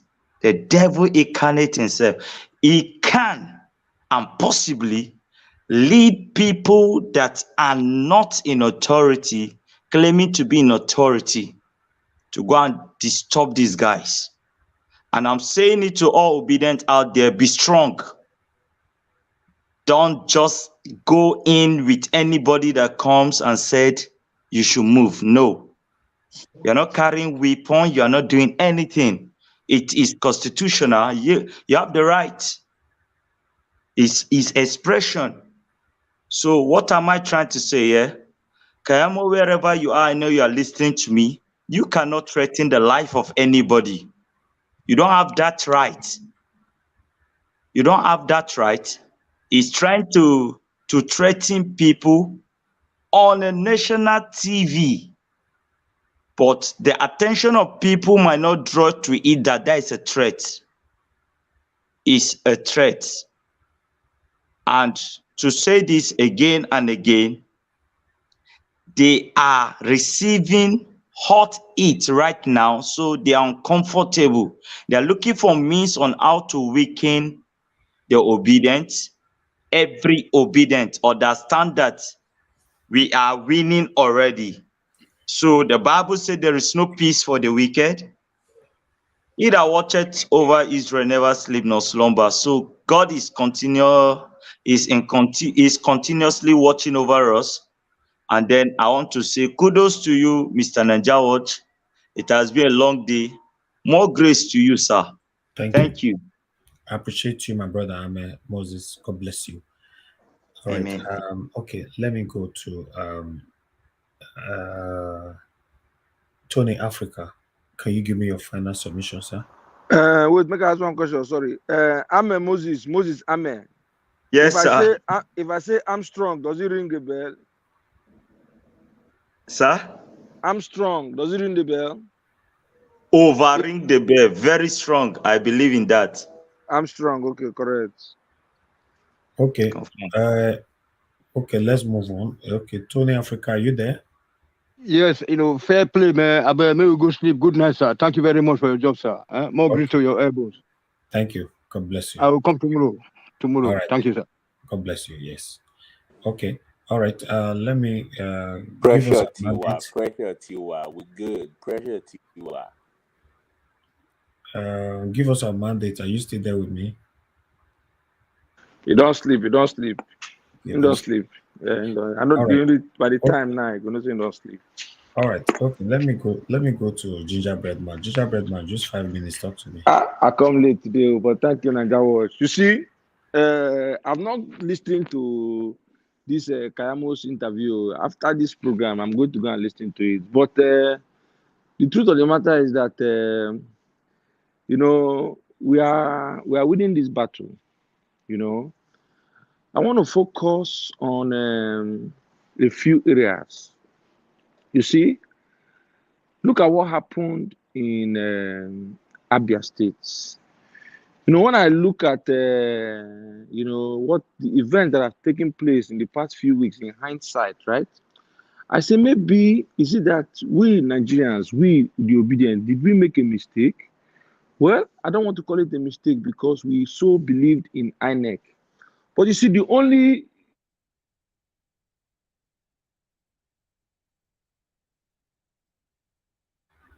Gingerbread Man, we don't lost you. We not hear you. She stood her ground. Number two, the people were outside the collation center demanding that their mandate be given to them. Had we done that at the presidential election, had we known that INEC was never to be trusted and Nigerians trooped out in their numbers to demand that their mandate be given to them around the various collation centers from state level to the central, which is in Abuja, I believe, looking at the pressure of Nigerians, INEC would not have done what they did. You see, in every crime, there are accessories.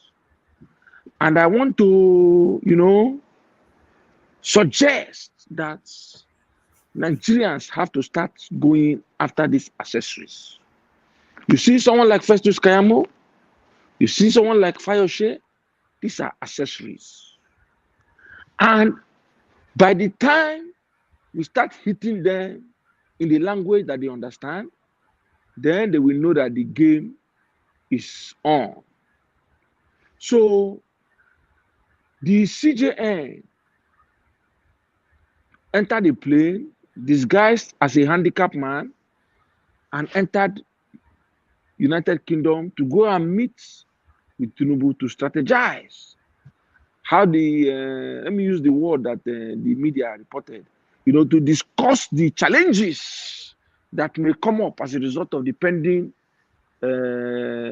case, the election tribunal case that is going on. See, the level of evidence is overwhelming. And I thank and I bless the wisdom of Mr. PeterObi and his legal team, because they were expecting them to come from one angle. The Labour Party came from 360 angles, and now they are running like a dog that they bite the block horse. So, but the truth of the matter is, Naija Watch, you are doing very, very well. You have always warned me on this your platform that I should mind my language. Very important, I think. Very, very important. You understand? But you know that I understand only one language. You understand? But that language, I'm not going to use it now. If you use another language for here, then it will be trouble between me and you. No, I'm not going to use any language. But the thing is that Nigeria, we have to take our mandate back. And you see this tribal war, there's somebody said something, and he was spot on. What is going on right now can lead to a civil war. It can lead to a civil war. Because when you feel that you are a target, when you feel that you are a target, when you feel that you are a target, okay, when you feel that you are a target, I'm on the phone. Round up now. Okay, thank you. So when you feel that you are a target, okay, I heard you. Jija, oh God, you are in the media, please. Thank you. Well, all right, Victor, please talk to us. Victor, are you there? Yes. I better talk to her in 2 minutes. 2 minutes. We need to round up. Oh, in 2 minutes. Thank you, Mr. Naija Watch. Thank everyone. I thank everyone who have stood the ground here. And I want to say to my Igbo brothers, with all the trajectory they played against you, be strong. When you look at your left, you will see us, your brothers. We are with you because we are all Nigerians. We are with you because we know the history, and we know why they played their game. This time around, we are going all out. We are not seeing Igbo, we are seeing a true Nigerians that have dedicated everything to see about the unity of this country. We know all what went wrong, but we are with you because you are brothers. If anyone will say anything otherwise, that is their own trajectory. But in this case, we are fighting as Nigeria, and we must get our mandate. If they go other way around, if the Supreme Court, I believe, if the Supreme Court go contrary to the interpretation of Nigerian Constitution, which they gave us through the military era, if they go contrary to what we, the so-called that is not learner, what we know because we went to school, what we know about the election INEC rules, if they go contrary and give a judgment that is contradicting their own constitution, which they swore to interpret to us, which we know the interpretation. We are not blind, we can read, and we have senses. They go contrary. I pray. Many of them, I pray, tears will come out of their eyes, and they will see what they make of this so-called Nigeria. And I pray that it doesn't lead to what happened in Congo and Ivory Coast. Thank you all. May God bless the Federal Republic of Nigeria, and may God bless Naija Watch. May God bless all the people, the panelists, and the old guys that have stood their ground for this one Nigeria. God bless you all.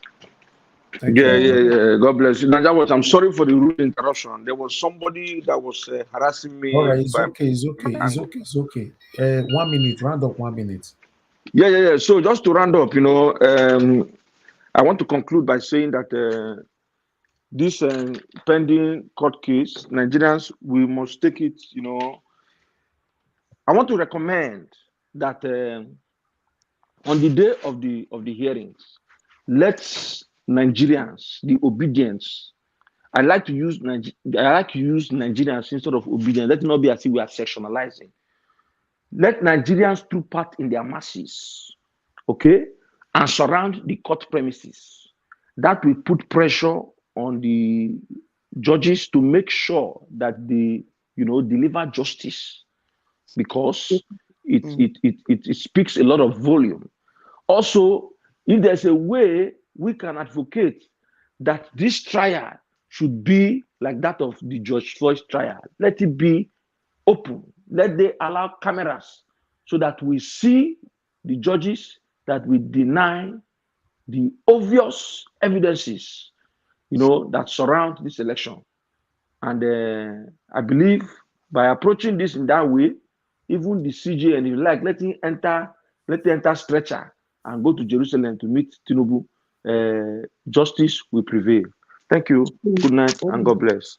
Mr. Nigel, can I just come in? Let me just come in and say what Mr. Gingerbreadman said. This man, the son is, they're already preempting that we will do that. That is why he went on air and is threatening that we are threatening the judges, we are threatening the judiciary. So he's already preempting, trying to stoke hate in the hearts of these people against the obedience. So by going to surround that place, I don't know, but I strongly believe and I strongly would advocate for us to get them to put a video, let them transmit it live. And the other thing I just want to clarify, the video that you shared of those women in Nasarawa naked, I just want to give a little bit of context to that. People from the middle belt, right? When something grieves their spirit, the only way they can show how grieved they are is a sign of death. That is why they wear that black cloth and they will go topless. I've never seen somebody going totally starkers like the other woman, but I know that our mothers will go naked from the waist up to show their grief.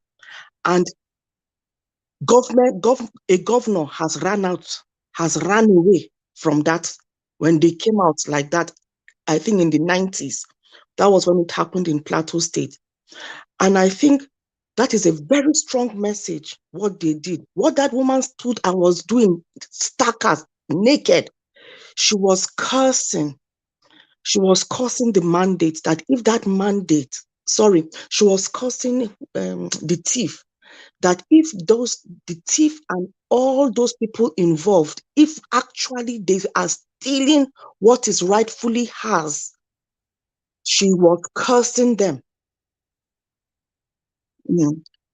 Anyway, I rest my case. Thank you very much, Busy Brains. Anyway, thank you very much, everybody. I appreciate every one of you today. It's been a long day. So, yeah, I already got some advice right there on the comment section that I should go have some rest. Yes, it's really been a long day. We have a protest today. Anyway, the next about 4 or 5 hours from now, so endeavor to join us. It's gonna be day 4 of the protest. So in Abuja, we are still looking forward to other states, to join a peaceful protest for our plights to go far. Meanwhile, tomorrow is our debate, 6 p.m. the same time, Nigerian time. So endeavor to join us. Join us on time so that you can have a spot to air your voice. Remember to hit on the subscription button. No, notification button. Also, both of them. Subscribe with us and hit on the notification button so that. And that was sleep on the worry. I will go sleep. You don't try too much. You don't try. God will bless you. So hit on the subscribe and hit on the notification button so that you can know whenever we go live straight away. It's very, very important. I don't know what we can do about the 10 spot that we have, but for now, let's just do first come, first serve. And yeah, we also managed taking calls as well to balance it. So I appreciate you all. Mother of all, Mommy Diaspora, I can see you're still there with us. Thank you very much, Mommy. We appreciate you, Obiajulu. I can see you right there in the comment section. Thank you. God bless you all. Guy, I can see you. Christopher, thank you very much, my people. Appreciate every one of you. I can see Sage. Thanks for joining us. Thank you, my people. Anthony Ola, thank you. I know so many of you don't sleep. But meanwhile, make a join the curtain. Join me tomorrow morning for what's it called?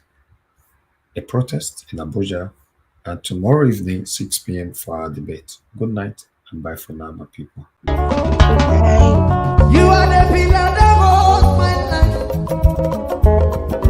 You are the pillar that holds my life. Master Jesus, you are the pillar.